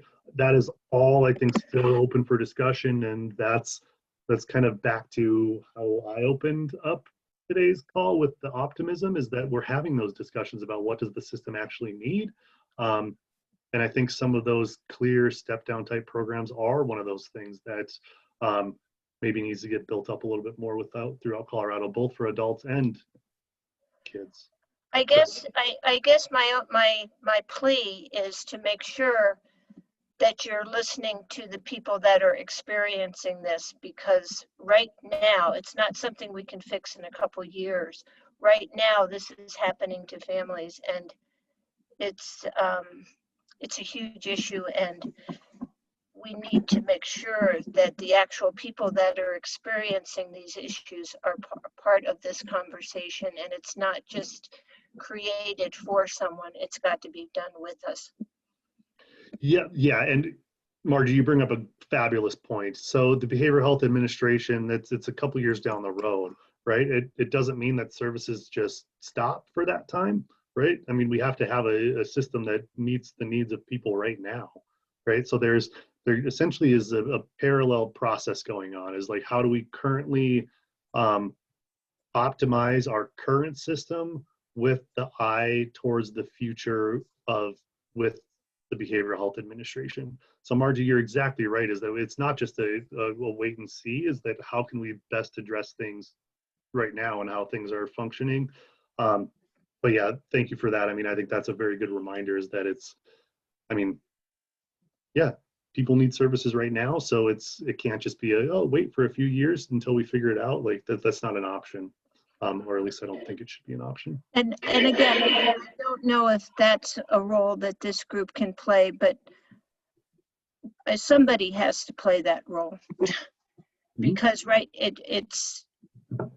we just have to make sure that what is happening is actually being addressed, not what we think is happening, or only system people are making the decisions on how this should be dealt with, because it's too critically important. And we're sending families home for the child and family, with sending kids home without adequate supports, because there aren't the community-based services, and/or the fight becomes who's going to pay for it. And that's not what should be the primary issue on the table. And I'm sorry, this is one that it's a crisis situation for so many. So thanks.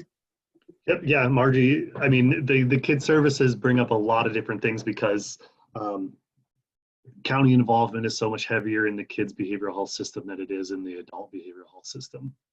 So it's adds that next layer with the core dollars, and yeah, then there's bigger fights about who pays for what, and yeah, I mean, kids suffer because services aren't, readily available then, right? So I mean, it's getting it right and making sure that everyone has ability to weigh in on what the system should ideally be, first in the short term and the long term. So yeah, you're exactly right there. Well, and I think that maybe when we go back to committee work, the prevention, this could be a conversation with the prevention committee, because things that could be done well up front maybe would prevent some of these. But we need to have policy that is in alignment with what really needs to be happening. So Yeah, and I would almost use that as, I think that's exactly why we all need to be together. So we're not making essentially policy decisions in a vacuum of just prevention, because prevention has to align with treatment, which has to then align with recovery as well. Policy can do harm if it's not done wisely. Exactly. So questions about the budget. I know there's some highlights and some lowlights in here. Specific questions you have about any of this stuff or kind of the process? Laura, I see your hand up. Yep, I have a question about the last part you were just talking about the evidence-based practices, kind of support for measuring it, or I think is what it said. Just having, as a clinician, having sat on separate councils and advisory councils, you know, I think sometimes we need to work on how we evaluate what is a so-called EBP. And sometimes people, there's reporting of like they just did it, but what I really think we need is outcomes, not that they did the EBP, but the outcome of the practice, and to work towards that related to kind of what's the value of that practice. Just my 2 cents. Yeah, and some background discussions about this stuff going on is that how does remote service delivery play into an actual evidence-based practice, because it's not actually following what has been produced as being evidence, right? Because yeah, I mean, that's a lot of those things are in person. So then how does telehealth fit into that? Because then it's kind of an evidence supported service delivery, which is a little bit different than what the federal government requires it of Family First. So there's a lot of EB or EBP stuff and conversations happening for this, which, yeah, Laura, you're right on it. So,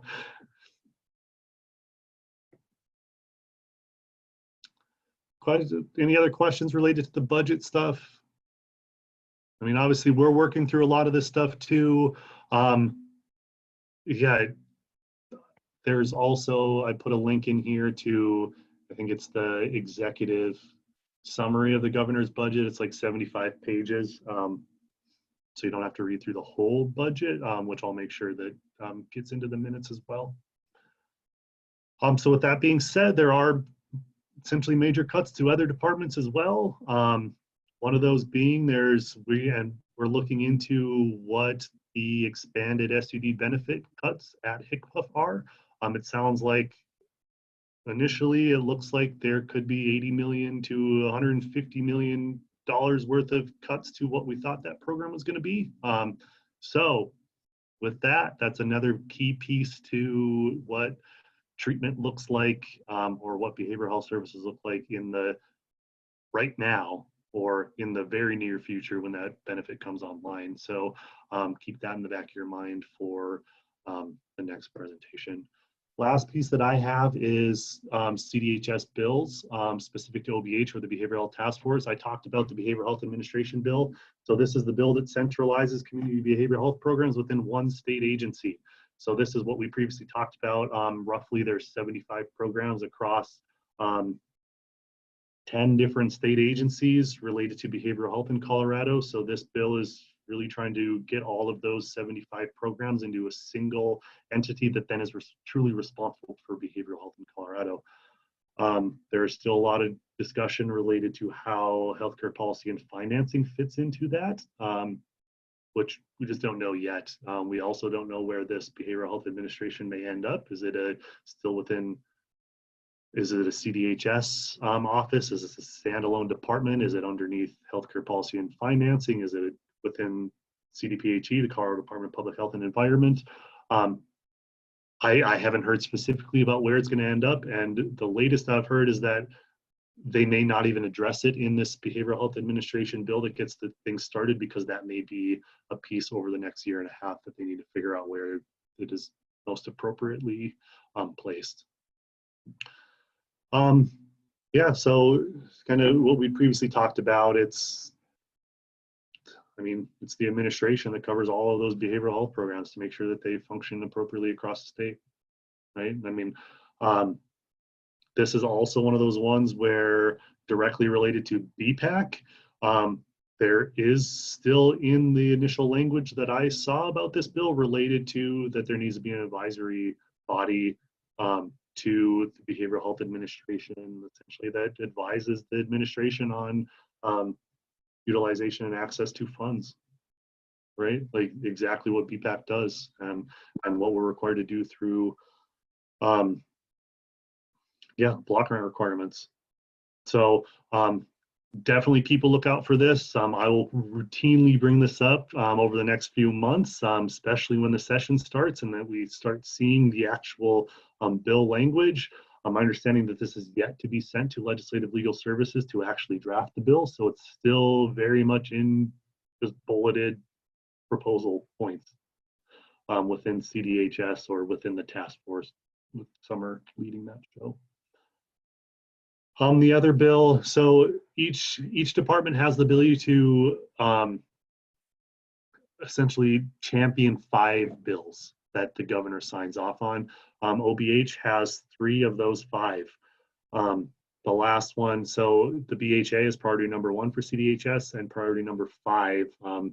Families First is in there. Some other offices are the other 3 bills within CDHS list of proposals. Number 5 for CDHS is updating the Transition Specialist Program. So this is that program that was created a few years ago to help people transition from withdrawal management facilities and hospitals back into a community setting. Currently, that to be eligible for the TSP program, you have to be receiving services involuntarily. So either on emergency commitment and involuntary commitment for SUD, or a 72-hour hold, or a mental health certification. That is a requirement currently. We are proposing that individuals that are receiving services in those facilities voluntarily also have access to be referred to the Transition Specialist Program.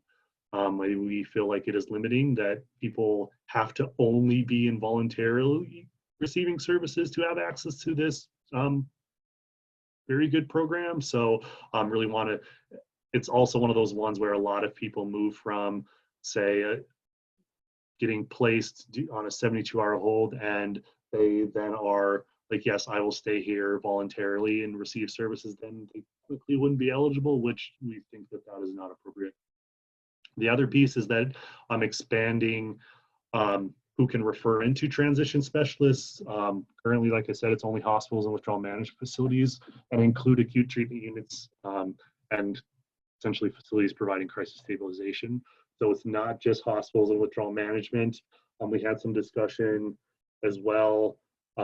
Is other service delivery types should be added on this, which again, this is another one that hasn't been sent to Legislative Legal Services, and it's bound to change throughout the process. So I think this is another one that we can have that conversation in here about, do other facility types fit into this program? A lot of talking right there. Questions, I guess, related to anything?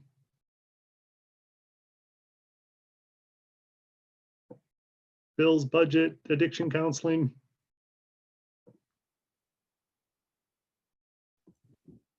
Ryan, one of the things that I'll mention, and I don't know what's happened with my camera, but anyway, one of the things that I'll mention is that I'm glad that for this afternoon and that information is coming out, because there is a great deal of confusion. I'm all for education. If there's some way that we can improve, raising the bar has never hurt anybody. So I really would like to continue that discussion and see how we can support the individuals that need to get additional training. It's what IDEA has been doing for years as we developed, especially Hispanics that are bilingual. So it's been a mission and a passion for us. But the information does need to get out, and it needs to get out quickly. I just want to give you one scenario. It's actually a person from a very critical board in the state of Colorado had said at a meeting that OBH was requiring LACs at all agencies, that if we did not have a LAC to supervise CACs, CAT and CAS, of course, that would be the requirement, that everybody had to become a LAC and that every agency had to have a LAC to supervise.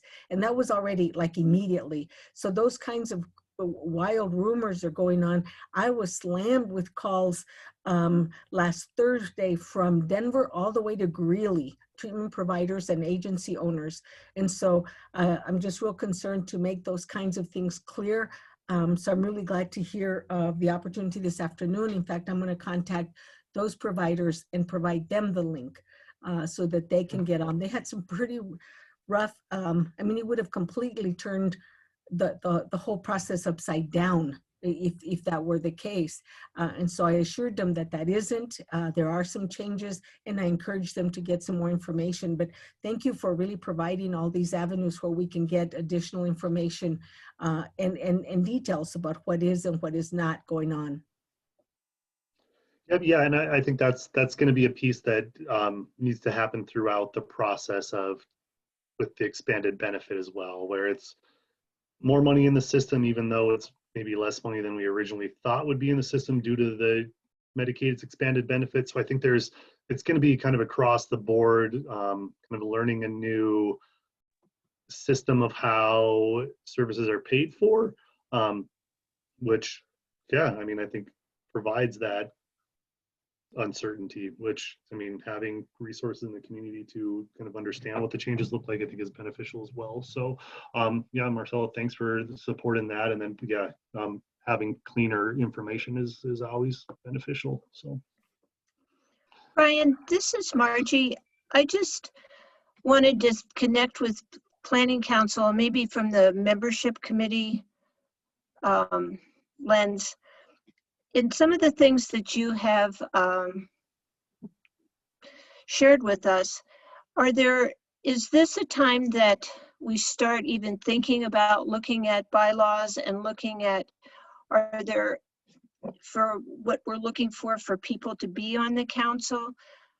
Should we be taking these things that you have talked about, maybe Behavioral Health Task Force and the new administration, and looking at so that we are parallelly making sure that we're in alignment with what is happening, even though I know nothing is written it's more in pencil than in ink, but at least putting that on our radar screen.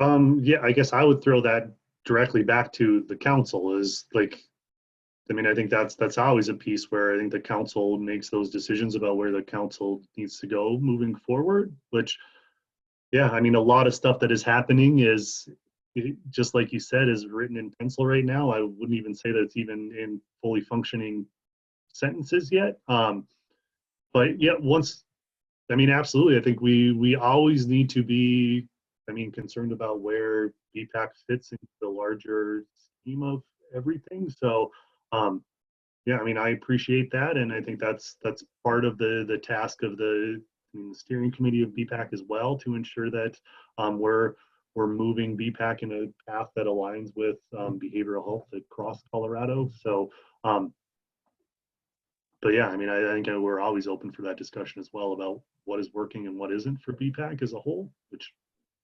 Well, I guess I'm thinking even specifically where, you know, we were always so focused on being there in person. And if, let's say, for 2 years, we're going to still be virtual, just, you know, so that if someone goes online and is looking at what the council is, that we make sure that we are keeping up with what is actually happening. So, because it can be frustrating. I know for myself, sometimes I'm looking up a committee or a board, and it really is not what's actually happening. So it's just a thought. Margie, what are you seeing that we need in membership? And obviously I don't want to get too sidetracked, but if you have like a specific area that we're missing on council, I'd love to write that down so we can talk about that in steering and also get that info to Lloyd for you guys to talk about through membership. Well, to be honest with you, I don't think membership is not currently meeting right now. And so I'm just thinking at some of the information that Ryan said, you know, if the new behavioral health administration is needing an advisory committee, and this would seem like a good fit. Would there be any pieces that we should at least be aware of? So it's kind of really being on top of what's happening so that we are always, we're not playing catch up. We're really, are the different agencies that we need to have at our table, will that change? Any of those things that is mandatory for the council versus where would it fit in this new environment? Yeah, Margie, just to be abundantly clear, like any sort of new advisory council for the Behavioral Health Administration, we're talking like 1.5 years, 2 years down the road, right? So it's making sure that if, I mean, I don't think it hasn't been set in stone that it would be, I mean, BPAC being that advisory council, I think it would potentially affect BPAC's role if it isn't BPAC, right? So it's being aware of all that stuff and all of the moving pieces over the next 1.5 years is key here, but I don't think it's necessarily changing things to align with current proposals being out there now. Once the Behavioral Health Administration bill finally passes, then I think it's a whole different conversation about, wait, is this us? Is this not us? Is this, I mean, what would potentially have to change within BPAC if this is us, right? So, I mean, I don't think we're even close to being there yet. And I think it's important for us to keep on plugging away with what the current system is and what the current system ideals need to be, right? Because we still get block grant funds. We still, OBHs, it's still, I mean, roughly $270 million worth of behavioral health funding for community behavioral health. That's still a good chunk of money that supports the system right now. So that's what we really need to focus on with BPAC. And right, because yeah, it's down the road is down the road, which we also have to address that. But I think we're at the point right now that we're meeting our federal requirements of having BPAC and advising OBH on the block grant funds, as well as being informed about the system as a whole. And I think there's potentially that we can do better about that as well. But being informed about the system as a whole is informing you on what the change, the proposals look like. So. Great. No, I mean, it's just a matter of kind of what things, was there anything we needed to think about now, or it sounds like we just continue as usual now, for now. Yeah, I think the more concrete things to look at is when we actually have a bill that is available for dissemination, right? Even if it's just a drafted bill, which it isn't now. So, I mean, I think those conversations that you're bringing up, maybe are potentially warranted there. But I think we got some work to do in the meantime.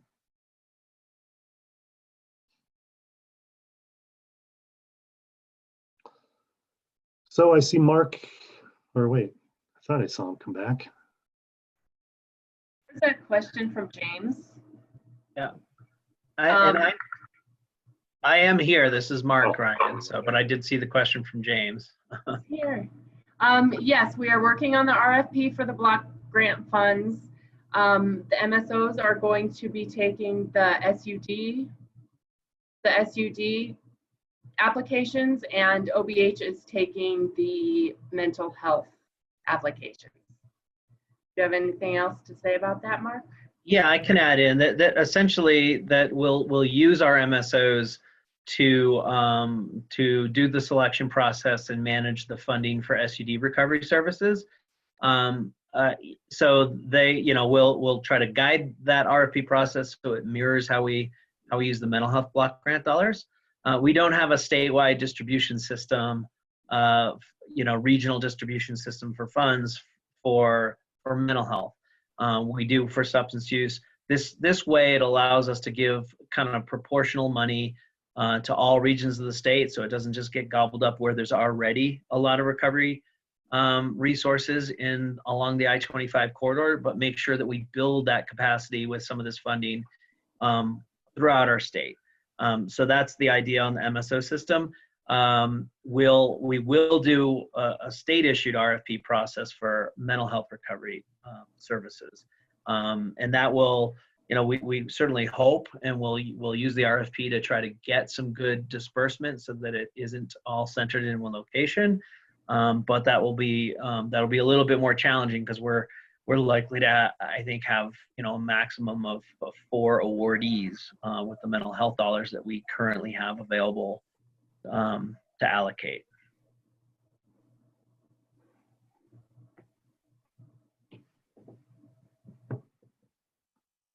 Yeah, this is James. Is there any timeline when those RFPs are going to come out, or should we just be in contact with our MSOs? 2 things: always stay in contact with your MSOs. That's the first kind of comment there. But I also want to talk about, there's like different pieces of funding. So the MSOs are going to have a contract in place probably within the next month for the new round of the state opioid response grant. And within that grant, we dedicated over $1 million for recovery community organizations. Additionally, we put additional money in to support first month rent for people with either opioid or stimulant use disorders at CAR certified or Oxford House recovery housing in the state. So we tried to really do a lot more investment in recovery with our SOR grant. So the MSO should be making that $1 million for RCOs available probably within the next month. So definitely, start chatting them up and being their best friend and letting them know all the wonderful things that you as an RCO are able to do. The second piece that we were just talking about, which was the block grant funding, that's on a 5-year funding cycle.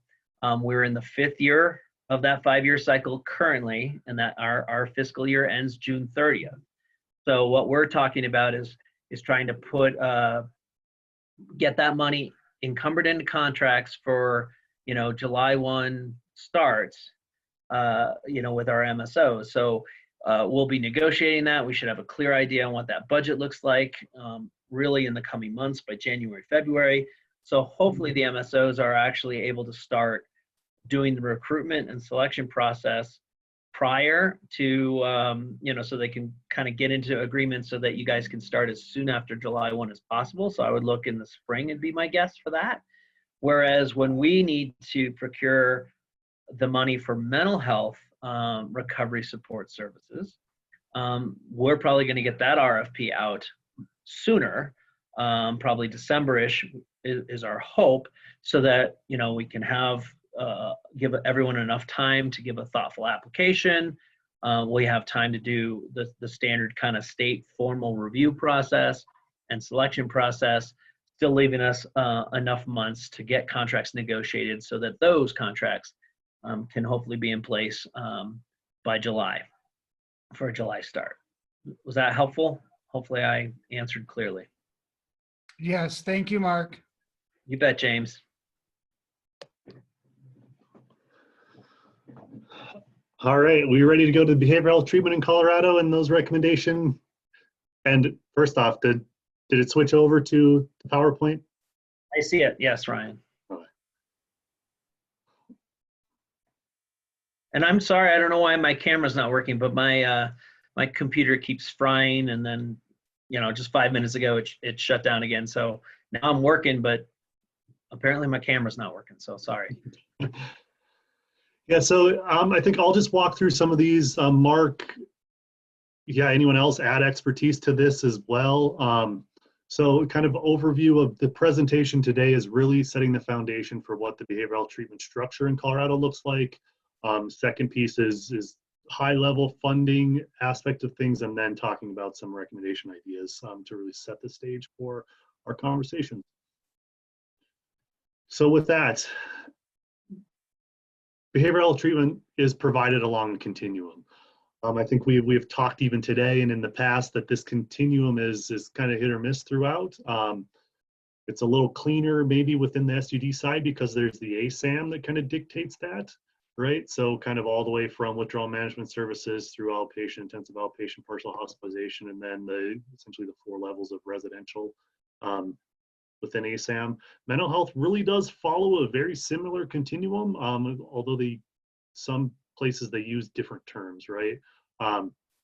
There's still outpatient, there's still intensive outpatient, there's still partial hospitalization, and then the residential, that's where it gets a little bit different within the mental health versus the SUD side, where there's crisis stabilization services and acute treatment services, which is not hospitalization services, just like residential is not hospitalization services within the SUD side.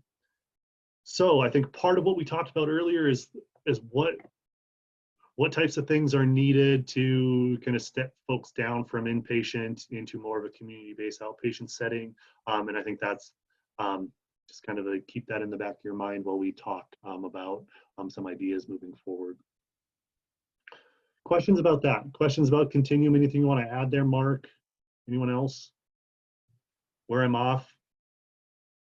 I think the only thing I kind of mentioned that, again, we are talking treatment.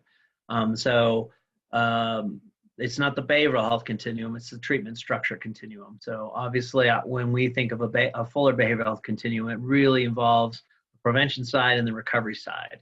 But right now we're looking at the treatment piece, but we're well aware that the whole continuum extends beyond treatment.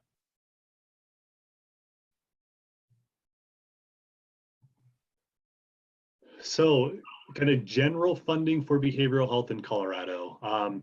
This is really pulled from the behavioral health needs assessment, that there's roughly $1.4 billion in federal and state funds support the behavioral health services in Colorado. This is what we talked about with the Behavioral Health Administration, that at least 10 agencies kind of manage over 75 programs for behavioral health, right? So this is kind of the basis for what the BHA is supposed to do, kind of combine some of those stuff together. So that's kind of just a general piece. Needs assessment kind of came up with that language that drove a lot of the stuff happening in the behavioral health task force.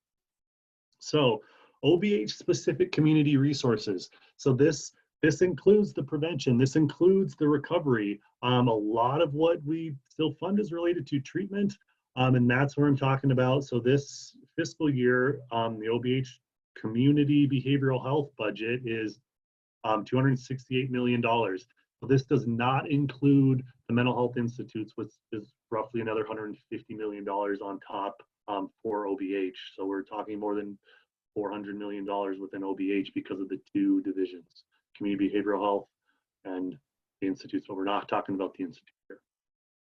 So with that, state appropriated is roughly 186 million. So this includes some of the which maybe isn't the typical state appropriated because of the stimulus funds, like that $13 million we got from 1411. That was federal money, but it was appropriated through the General Assembly. So then we're talking about that more being state appropriated funds. And there's the federal, there's the block grant funds. That's roughly 13 million for mental health, 29 million for SUD, and then discretionary grants, which is roughly $40 million. And it's a lot of Mark's wheelhouse, I guess a lot of all the, so Mark, want to add anything to this side, the budget, kind of where the general percentages come? Well, sure. I think, one of the things that the biggest increase in state funding that we've seen in the last 5 to 8 years really has been in two categories. One was creating the statewide crisis system, and again, that's a behavioral health crisis system. So no matter what type of crisis you're experiencing in a behavioral health realm, it's available. So obviously, Colorado Crisis Services, anyone can call, they can text. Those services are largely funded with our dollars, with these dollars. But then statewide services through crisis stabilization, not mobile crisis, through walk-in centers, a lot of trying to build that up infrastructure. And we know we're never quite at the level we want to be, but that was a big state investment. That's the bigger piece there. The other big state investment that we've gotten in the last 5 to 10 years really has been with like Senate Bill 202, which is money to build substance use capacity. And it is prevention through recovery, and those dollars are managed through by the managed service organization. So that's the biggest increase in the state funding, but we've always historically had a decent amount of state funding, larger typically historically for mental health than for substance use. And you can see how that's shifted over on the right. And again, that's largely because of that new infusion of that 202 money has increased the substance use expenditure. And those discretionary grants, you know, there's a lot of those that we manage at various different times. They roll over. And I'd say the opioid grants are a large portion of that, because that's the newest grant that we've just started. Is essentially $20 million a year for 2 years. So 20 million of 40 million, you can see that, you know, that's a big portion of it. Some of the grants that we have on the discretionary side with federal dollars might be much smaller. Thanks, Mark. And so then on this other side, so this is pulling from the long bill. So this is the General Assembly's budget, right? So it's broken down into 3 parts for community behavioral health: community-based mental health, substance use treatment and prevention, and integrated behavioral health. So these numbers obviously don't add up to the 268 because they do not include those years. The year's legislation does not include discretionary grants, as well as the General Assembly makes estimates on how much block grant funds we'll get. So they were not accurate within the long bill. So that's why these 3 numbers do not add to the 268. I put in here as well the OBH personnel, $10 million, essentially 3.7% of the 268 funds 102 OBH employees and benefits. Want to be completely open with everyone about that, right? So this 268 is related to OBH administrative costs, the FTEs, right, which is roughly $10 million or 3.7% of that, 268 million. Questions about this? I know we've talked previously about a further breakdown of this stuff, which gets more and more difficult. I originally wanted to put in there, like, what is specific prevention, what is specific treatment, what is specific recovery. It's not that easy because of, I mean, there's things happening across different service delivery types. I think there's still an opportunity for us to work on that. So just the FYI. So I put in here the 2019 treatment recommendations, just so that there's a place to have these clear about where the treatment committee submitted their recommendations for the last round of block grant cycles. We don't have to go into this. There's a lot of words on this page. Just wanted to make sure that that's forefront in people's mind, right? It's working poor. It's making sure that rules align across departments, and it's making sure that there's a new population needs study. So that was the 2019 recommendations. So anything here before we get into, I guess, just questions related to how we could kind of drive the conversation related to treatment recommendations?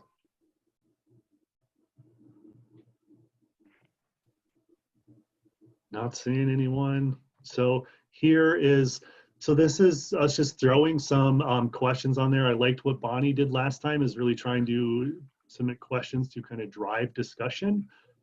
So first one being, with Medicaid expanding to include withdrawal management and STD residential, does Colorado have the capacity to spend the additional money in the system, right? Like we talked about that there's that one-time cut of the $11 million that was because of the expansion. Then we talked a little bit about, well, is Medicaid's benefit, the expanded benefit, not going to be as much money as we originally thought? But with that, do we have residential providers? Do we have withdrawal management providers that can pick up the money in the system, right? We've heard that there are wait lists sometimes at residential, right? So thoughts on that? Mark, want to add anything here or kind of reframe? Yeah, I think this discussion really ties into kind of what OBH is charged with under, is it Senate Bill 222, Ryan, if I think it's right, which is really, you know, and this is where your advice to us can be so critical. You know, we have to really define, you know, what are the essential services and really the high need services that we need to have. And so that gets us into discussions like, you know, how big of a population is needed to support a withdrawal management facility, a crisis stabilization unit, or how large of geography should there be where you need to have like a regional withdrawal management or a walk-in center for crisis services, or those are the discussions we need to have. You know, obviously we know a 24-hour care service is the most expensive that you can offer, but we also know that without it, we'll end up doing what we've done for years in Colorado, is when someone's really having a crisis, unfortunately, they get involved in the criminal justice system, right? Or the wrong system in one way or another. So if we're able to kind of meet those high-end needs where they are effectively, what's that going to look like compared to our current state? And I think we all know, as Ryan just talked about, hey, great, there's a new residential benefit under Medicaid that's starting January 1. Are there enough beds for everyone that needs it? We already have a wait list when there isn't funding. So I think we know the answer to that. It means that Medicaid will be paying for a lot of people that we're currently paying for, but it doesn't necessarily expand the abilities. So just because it's a covered benefit doesn't mean it's an available benefit. And so that's our charge, is to say what is needed. Are there enough ACT teams, assertive community treatment teams across the state? It's going to kind of meet the needs of people. And then once we kind of define what that ideal state is, then we have to really take a look at our various funding. And as Ryan said, we're looking at, you know, this 1 year kind of cut with the promise that we hope that it will be restored, so that it does become our responsibility to try to fill out the essential services in our system across the behavioral system that are needed, while also keeping an eye towards that other piece, right? Of can we make some investments in wellness and prevention work that we know is going to, even though it may not bear fruit right away, but over time is going to make for healthier communities, healthier families, healthier people. That's going to hopefully prevent some of the need for the high-end services. Working, obviously, I heard people talking about, you know, if we can work with younger people more effectively, we know we can have some save a whole lot of pain and suffering, but also save some dollars down the line. And then the investments in recovery, so that we recognize that it's not a medication or a bedded service intervention that really makes the big difference. It may be essential to have that when it's most critically needed, but recovery is a lifelong process. And do we have the types of recovery supports available throughout our communities as well? So I think, again, I'm kind of brainstorming here, but that's really, I think, the challenge we need to have. We're thinking about all of these things. And so I'd really love to hear from your perspective of, you know, am I off on these things? Are there other things I need to add into this as we, as a state, kind of grapple with what do we want our behavioral health system to look like?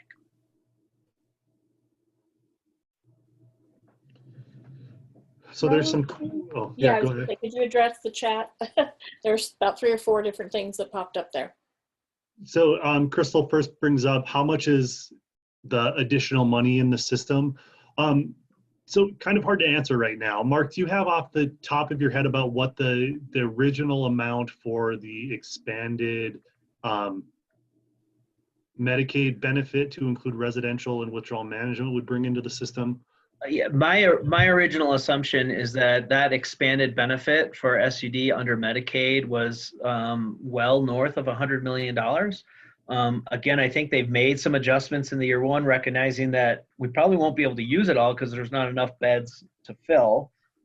So they're kind of saving a little bit on the budget this year, knowing that as capacity starts to build, their expenditures will go up. That's a significant increase in investment there. Yeah, and why I say it's kind of hard to determine is because of that economic situation, right? Like is Medicaid cutting back on because maybe there isn't the capacity, or they're not thinking there is capacity to serve, I mean, people at $100 million, right, for these. So that's where it's a little bit hard to answer, is like, do we need to have a bigger system that supports the money in the system, which we just don't quite know yet. Some other questions in here. Is there discussion about combining SUD and mental health funding so that facilities can provide a no wrong door type of model? Yeah, go Mark. Yeah. Yeah, giddy up, right? I mean, I think we need to, I think we've always been, everyone's been protective of their silo because the dollars have been so small that people have been worried that, like, you know, I remember being in contract discussions with a person, don't gore my ox was the language, right? Don't steal my money. And we got to get away from that kind of territorialism of, you know, my system's money or your system's money, and try to, and really have a much broader perspective. So, yeah, and I'm leery of saying, okay, here's our co-occurring money, because then we create another silo. But I think there is absolute discussion of, at some point, do we get to a point where we have behavioral health funding? And I think we can get there when we get the framework in place, when we identify that, you know, the essential behavioral health system includes, you know, assertive community treatment for people that benefit from that, withdrawal management, SUD residential services. So the types, and SUD residential services, by the way, if it's good quality SUD residential services, deals with co-occurring issues. It just wouldn't be the right place for someone that doesn't have any substance use issues, right? That's just dealing with depression, anxiety, or thought disorders with no substance use. Well, that's not the right place for you. So once we get that idea of what's the array of essential services, I think we could be much more, less siloed in our budgets. And I think that's the whole idea of having a system that takes all those different 10 state agencies that finance money, maybe not Medicaid, having a large cabinet level state agency that basically manages all those dollars through one single regional managed intermediary system. You know, we use ACOs to manage regional crisis services. We use MSOs to manage SUD services. We don't yet have a similar system to manage Medicaid services. And then obviously, mental health services. And Medicaid has done this in many ways, because they have a consolidated mental health substance use capitated benefit that they manage through their regional system. So yeah, system alignment and try to integrating these things is definitely part of the goal. I want to jump to the next questions because I'm reading them too. But we need to get to a no wrong door type of model. I'm concerned about the upcoming ACA decision at the Supreme Court. I share your concern. I think that's about all I can say.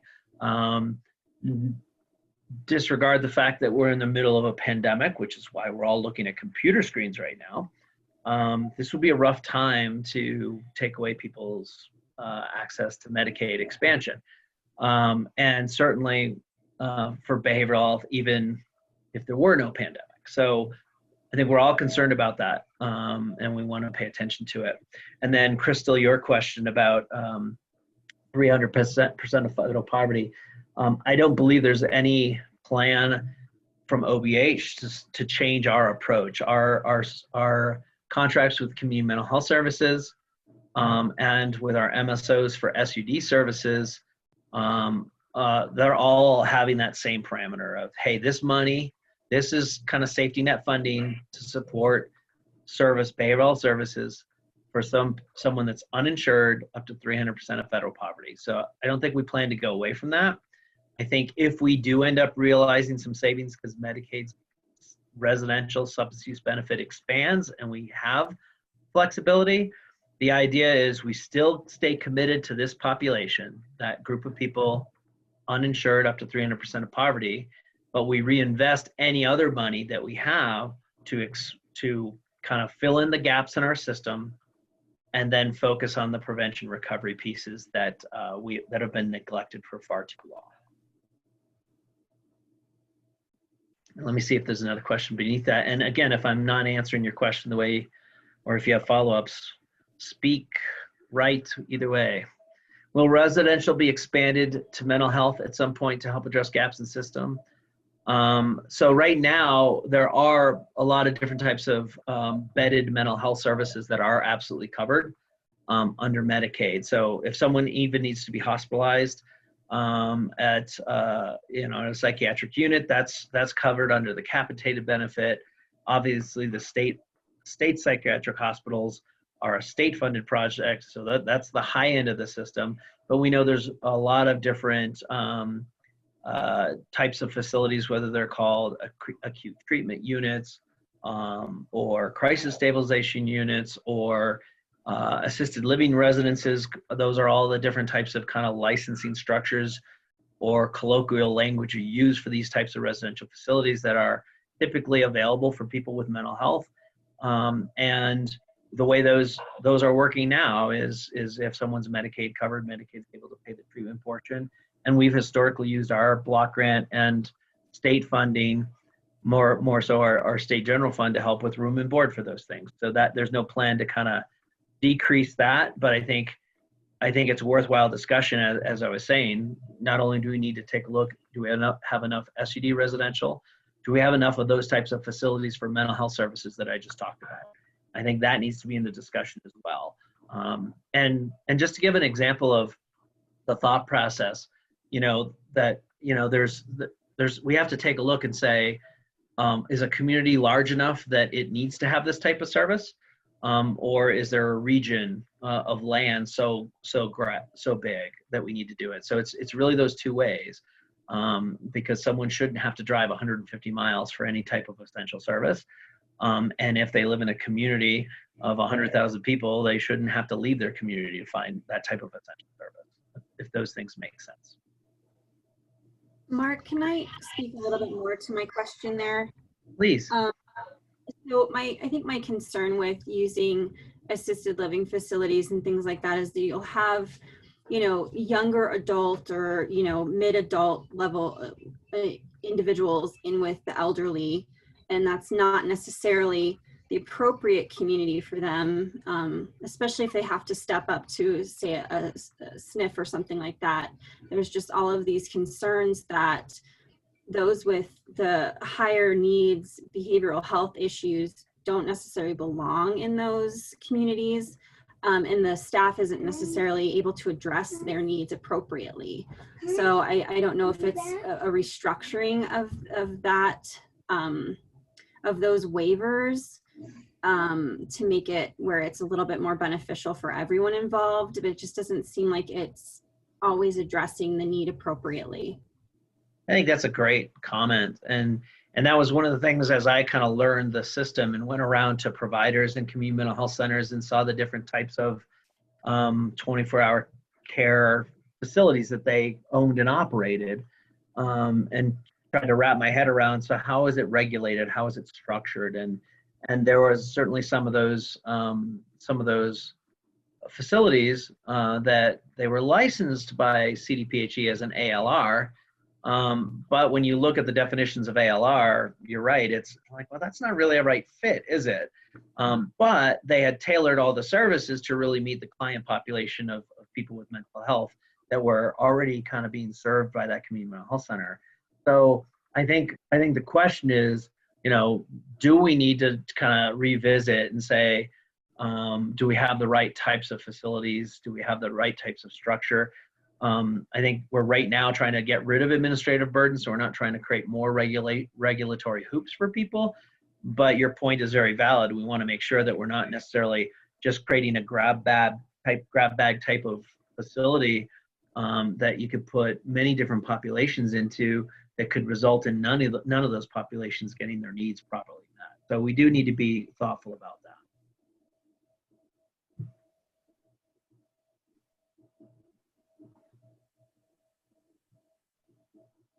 Yep, so we kind of hit on this.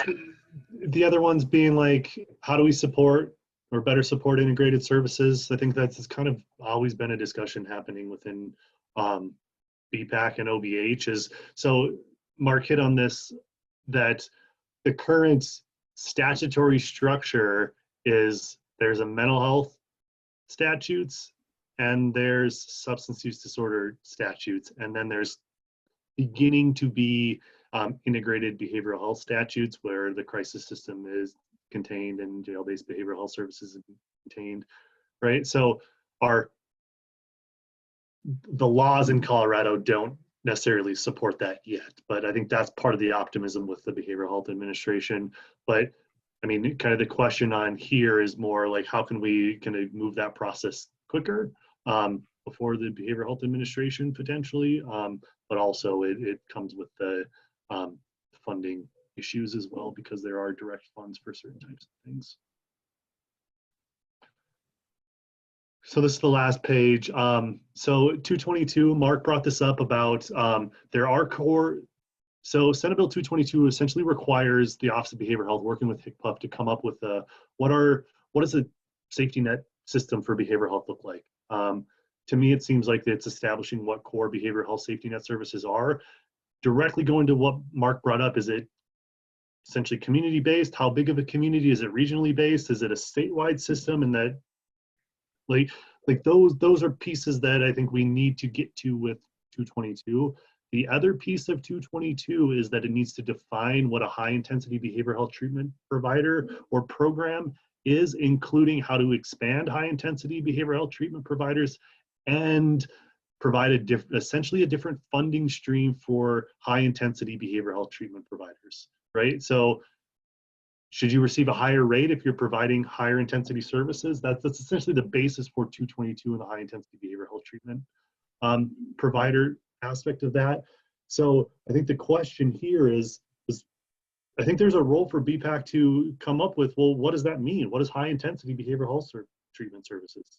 And what are core services of if we're talking about an integrated behavioral health system, what are those absolute core services that, whether it's a community or a certain size community, or whether it's a region, that absolutely has to have? One of the first slides was talking about that continuum of treatment services. Mark brought up that that's just the treatment services. Like, I think this is also the opportunity to talk about the full continuum. Like, do those communities or regions, like, what are the prevention services that should be required within that region? What are the treatment services? And then what are the recovery services that should absolutely be required as a core safety net service within that region? So this is where I think we're really trying to get to with BPAC, is really coming up with, well, maybe it's not just standalone treatment recommendations. Maybe it is, how do we get the system moving to a spot that is, I mean, an ideal state, right? That includes prevention and recovery and treatment altogether. So that's kind of this 3 and 4, trying to lead some of that discussion there.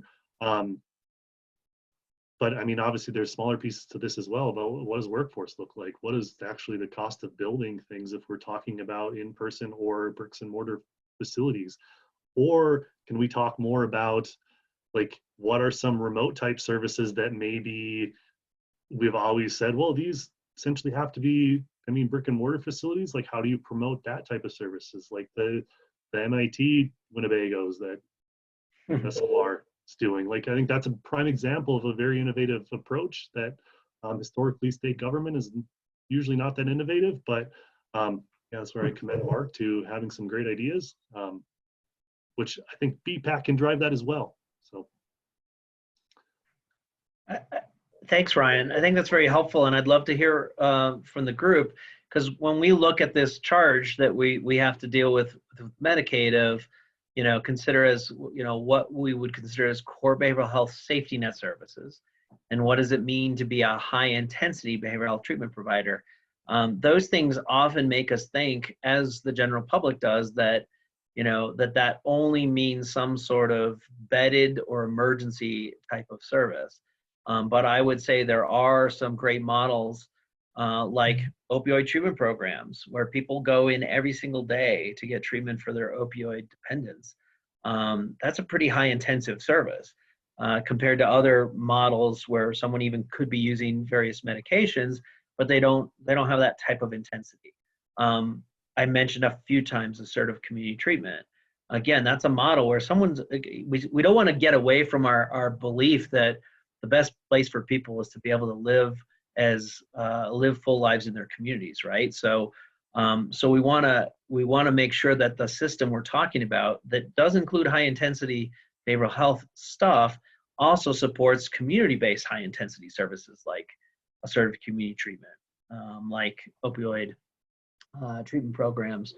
So those are just 2 thoughts, but I'd love to kind of hear more, so that we make sure that we aren't just talking about withdrawal management, crisis stabilization unit, residential treatment, psychiatric beds, that we're talking about a broader concept of what safety net services are, and what high intensity behavioral health treatment providers are.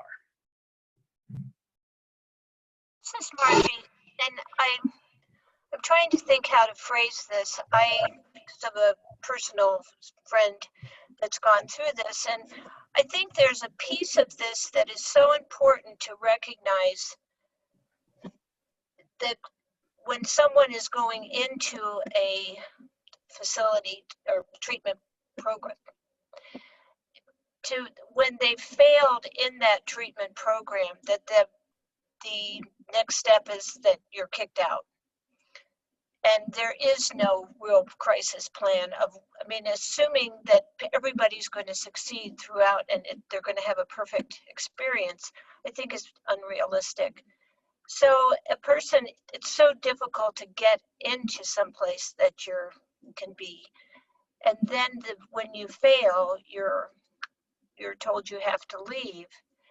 In this case, there happened to be a mother that was able to take him home, but it's a nightmare for everyone concerned. And those are the pieces that I think we don't, that transition pace of really what is that crisis plan going to be if things don't work out?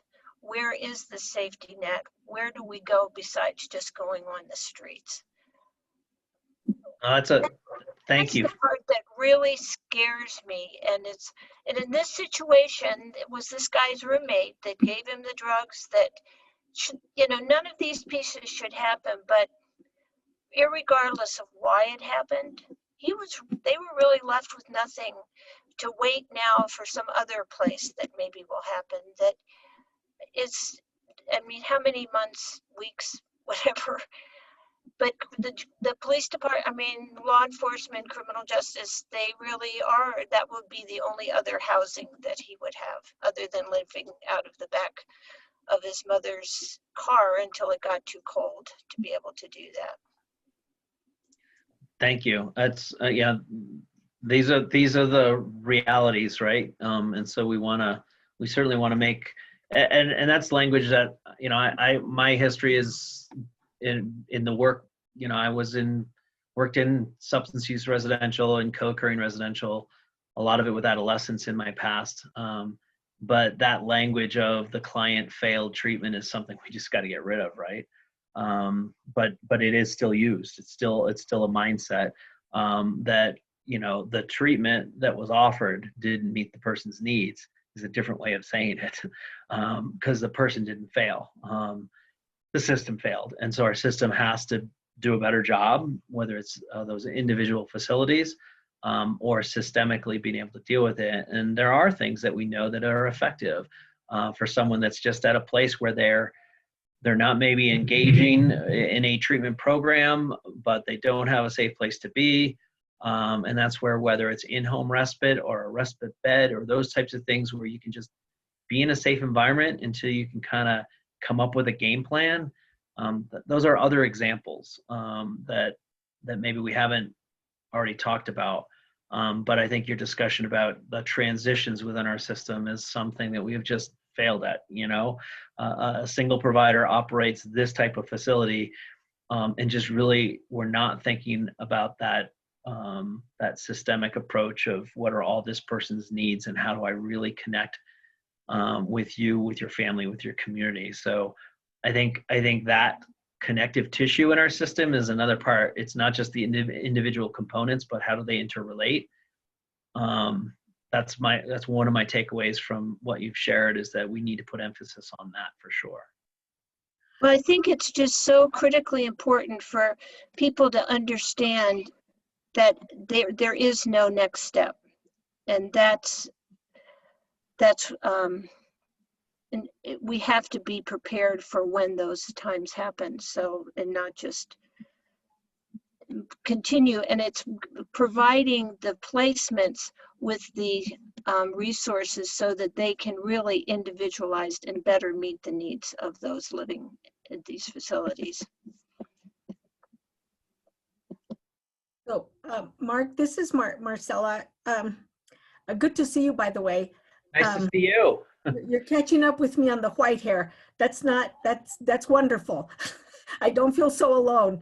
But I think that what Margie's saying is so cool, and everything that she said is against ASAM. So either providers are going to have to work with ASAM or not. I mean, we should not have a choice on how we utilize all of these assessment processes, because failure is not something you use in ASAM. And I really would love to see when something is not working, if IDEA's program did not work for someone, that's not a failure in treatment. It's the idea of, so we didn't work for you, as opposed to the client failing. IDEA didn't work for you, so what can we do here?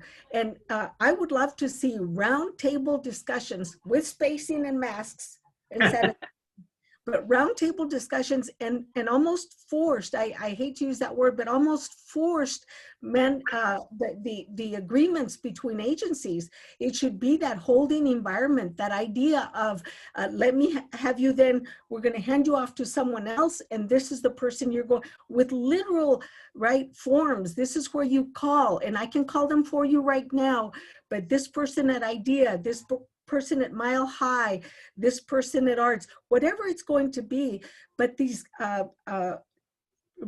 coordinating services is just so important. And I know that I've seen many in our agreements, but almost a forced process. If you get funding for residential and something happens with a client, you shall then offer the next. Of course, we can't force a client to follow every single step. But to just let them go and then call it a failure, I know that at IDEA, we're still working on that. We're having to train continuously that it isn't the problem with the client. Resistance is a problem with us. It's, what is it about this person? What's going on? If they need something else, what is it? Anyway, I wanted to say that because it's just so important that we may have those agreements, but they're too loosey-goosey. And it needs to be that warm handoff. And we've talked about that for years, but I would still love to see that. And I would still, Mark, like to see some roundtable discussions on solutions to some of these things, because Margie is right. To just put them out, it almost hurts. It almost hurts to even think of that, because we know what's out there, including COVID, but we know what's out there. Why would we do that to a client? Yeah, and wow. Thank you. That was powerful. Thanks for sharing. I would also like to, I think that that's going to be some of the effort. One of the things with this new expanded Medicaid benefit for residential is they got to prove something with it. It's not just spend more money and provide more services and count the widgets of bed days that you offered.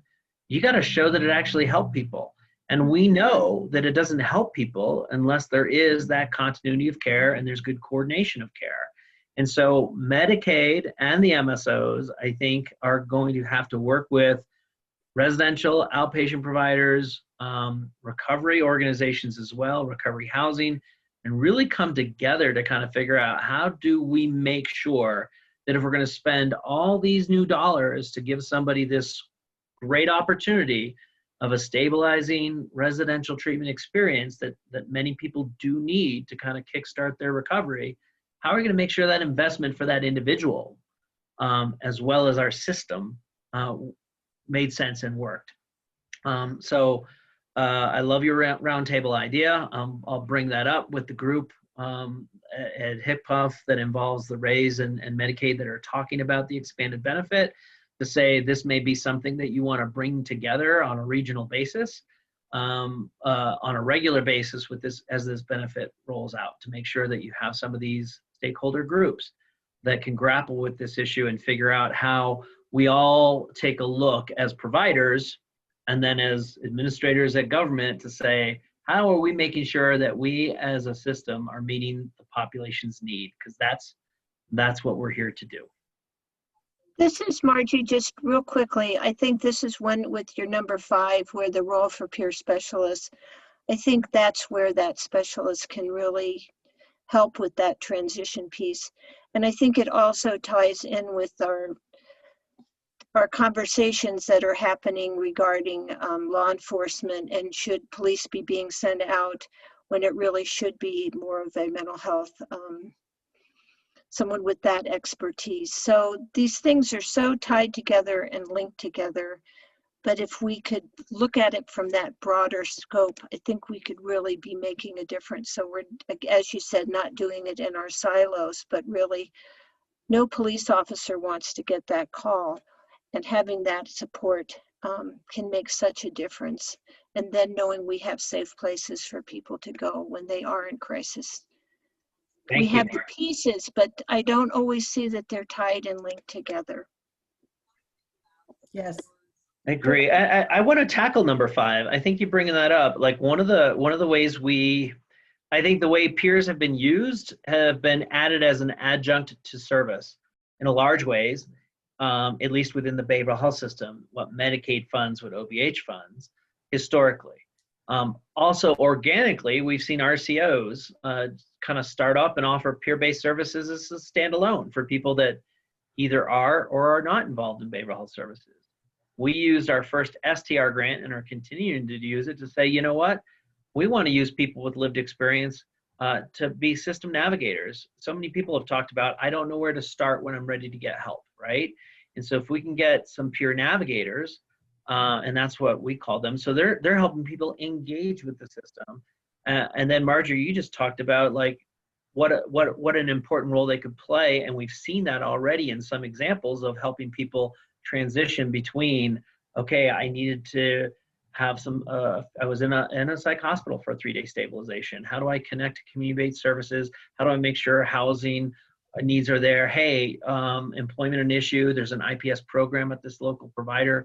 We can get you help with finding a job. All those different pieces, I think peers can play such a role, and we really need to think more broadly. I think they need to be integrated within all of our treatment system, because it has 2 benefits. Because I think it makes treatment better to have people with lived experience, in a number of ways. But it also creates a feedback loop for the service system. We can get caught as people with degrees and letters after our name thinking that we know more about someone's life than they do, and that's a trap. And I think when our service systems and our teams include people with lived experience, they can keep us honest and keep us humble and keep us listening to the people we're serving. So that's another benefit to having them integrated in the service system. But I also think we need to have, like I said, those community-based RCOs that can help someone that might be in crisis know how to connect to the system. And then someone that maybe never needs formal treatment, but they need that community support, that connectedness that comes with that, as well as for the people that are transitioning out. So I think we really need to expand how we've thought and utilized people with lived experience in our system. And I just want real quickly that I think this is where we talk about what role can the Planning Council have. When we talk about legislation, it's really helping these different systems be able to have that be the standard of which everyone should be meeting, that we have to have that kind of coordination. And I'm not sure that we always do that now. So, but thank you for your words. Yeah, thank you. I want Crystal, I know you're concerned about the time, but there's concerns about pre-authorizations for residential treatment. Can you go ahead and go ahead and go off mute and share what your concerns are, and I'll do my best to respond. Sure, thank you so much, Mark. And I know that this is out of OBH's hands. It's really a Medicaid thing, but we participated in a 4-hour training with HCPF basically a couple of weeks ago. So allegedly, they make most approvals of pre-authorizations the same day. However, it can take up to 72 hours. And the way that our programs work, this is going to be a huge problem. Because if they come in for an assessment and we make a recommendation for residential treatment, they've brought all their belongings already and they need to stay. If we're waiting for a pre-authorization and we send them back out into the community, first of all, they're unlikely to return like the next day or 2 days later when we get approval. They could die. And we don't know if it's going to be approved or not, right? So we're going to want to keep them. A side issue is that they're not going to pay us for the time it takes to do an assessment, like a 3-hour assessment. whether or not they approve. The other issue I'm concerned about is, let's say for an IRT program, if they only approve 2 weeks at a time, and then they say like, nope, we don't think that you meet criteria anymore, even though the counselor has assessed them according to ASAM. Medicaid is known for denying things. And so if we still think that they need treatment, but they're going to be denied by Medicaid, like, are we supposed to kick them out? Because we don't want to do that, right? 2 weeks is not enough for the folks that we see anyway, as you probably know. So just some major concerns, like 72 hours, that's going to be a major problem. Yeah, thanks for sharing. I want to first validate what I heard. This is something that's that I think we're concerned about how it's going to work. What I will say is one of the things that I love about this Medicaid expansion is that the only way that CMS, that's the federales, that's the US state government that manages Medicaid, the only way they were willing to accept this waiver is that you have to make ASAM the law of the land. Because right now, even though the RAs manage substance use services, and they're managing that, means they're not going to give someone an expensive service that isn't medically necessary, but they all have their own way of determining medical necessity. At least under this benefit, ASAM is going to be the law of the land. Eventually, I think Medicaid wants to use a validated software system called the Continuum, ASAM Continuum. That basically, if providers filled out, or whoever's doing the assessment fill it out correctly, it's going to basically say the RA must accept the recommendation. So as long as they're meeting ASAM criteria, the RAs should be able to support that treatment.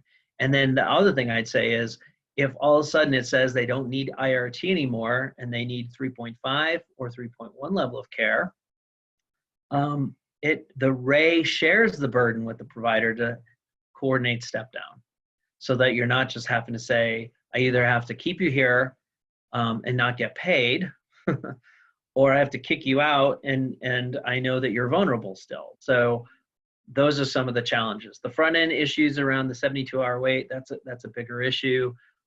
Again, that could potentially be while someone's waiting in withdrawal management. And hopefully those things will be processed quickly if you've got ASAM recommendations being clearly documented. But I think we're all nervous, Crystal. Thanks, Mark.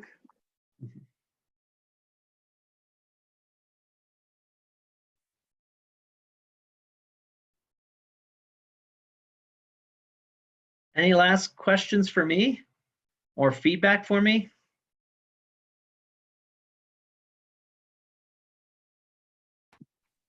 Hey Mark, it's Julie. I just put a thing in the chat you can refer to, but I was looking at the number 3 on this page about safety net services, and an idea I was thinking of that might also address some of Marcella and Margie's concerns involves mobile response teams. I know we have mobile response teams going out with police officers. I know the Mental Health Center of Denver has done that, as well as some other groups. But we had a presentation that included Dr. Chris Morano from Milwaukee. It was something that Antonio Orazo put together a couple of summers ago, and he talked about developing a very effective mobile response team that often prevented people going inpatient or doing additional intensive care, because they had teams of 2 that would go out and address whatever those needs were. I realize that's, a big wish list, and it, might require monies that might not be available, but something to consider, because that might be a way to meet the needs of people where they are physically and otherwise. Julie, I love that, and I appreciate it, and it is, and we have so many different, and there's been new funding as well that have supported a lot of different varieties of this. Our statewide crisis system has mobile crisis, which has paired response, and it's often a clinician and a peer, and it's only a behavioral health response. But unless that really gets truly integrated into the local 911 system, and law enforcement's aware of it and that they're partnering, and we'll stay the heck away, because if we're not needed, we don't need to go. And then, of course, we've got a lot of state funding to do, you know, law enforcement and behavioral health response. So now, so it's a softened law enforcement response, but it's still a law enforcement response. And so we have such a variety of these types of approaches, some of them overlapping in communities and sometimes tripping over each other. And then sometimes you only have one option in a community versus another. But I think we need to continue to learn from other communities like Milwaukee, like out in Oregon, where they've had a model for years, and really consider that. I think that needs to be a part of it, because again, if we're able to stabilize and give people and families, individuals and families in crisis, kind of the support they need in the spot, in their home, without having to have them come to an emergency department or a psych unit or a facility, and we can effectively meet their needs, that seems like a much better approach. So we're doing some of it, but it's not comprehensive, and we will include that as a core behavioral health safety net service. Thank you.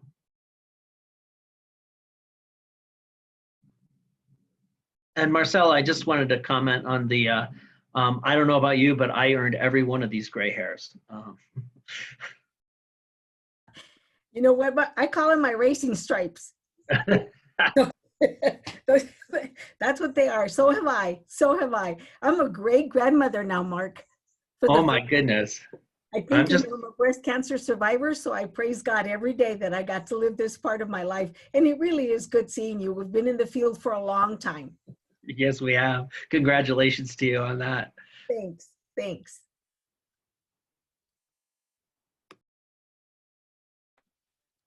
All right, I guess it is the hour. It is 12 o'clock. We will absolutely continue the conversation on treatment next month with the questions that Ryan provided and other ideas that you guys may have. So please kind of be thinking about that, maybe jot down some notes for next time, and we will get all the good information out to you from today's meeting within the next week or so. And is there anything else before we go? Ryan, are we good? This is Margie. Just real quickly, if we have other ideas or thoughts we want to share, do we send those to you, Ryan? Or I don't know who Mark is, so what should we do with that? Because this has generated, I think, a lot of thoughtful conversation that we might have further thoughts about. Yeah, I would have that as homework for everyone, because then treatment's on the agenda for next month as well. And that's where we're, I think, really going to start to focus in on those ideas that people do have, and like starting to come up with the framework for what some recommendations look like. So ideally, if you could save it for then, but if you have things that are just burning and like, I got to get this out, send them along. Include Donda and I, Mark Honda, Johnny. He's which we can just include him later, I guess. It's an afterthought, Mark. But, yeah, so I mean, like that, I mean, I think really this is what the December meeting will be for, is really coming up with that, allow people the time to absorb kind of all of, I mean, there's a lot of information today, so thanks for sticking with us this whole time. So kind of absorb that stuff and really come up with some of those, yes, like this makes sense, this is, I need more information on, we can go through those things next month as well, when we talk about recommendations. And also kind of another shout out that this is also that opportunity that it doesn't necessarily have to be just concrete treatment, right? So, I mean, I think we had a really good discussion about where your specialists and navigators fit in. Like that's kind of an idea more out of the realm of recovery, but there is a role, right? There's a role for people across the whole continuum. So yeah, be thinking about those things, and yeah, bring those ideas on in December. We'll be talking a lot about peer specialists in January. Yep. Good. Just a heads up. Great. Thank you guys. I hope you guys have a really nice Thanksgiving holiday as well, and we look forward to seeing you in December. Take care, everybody. Take care.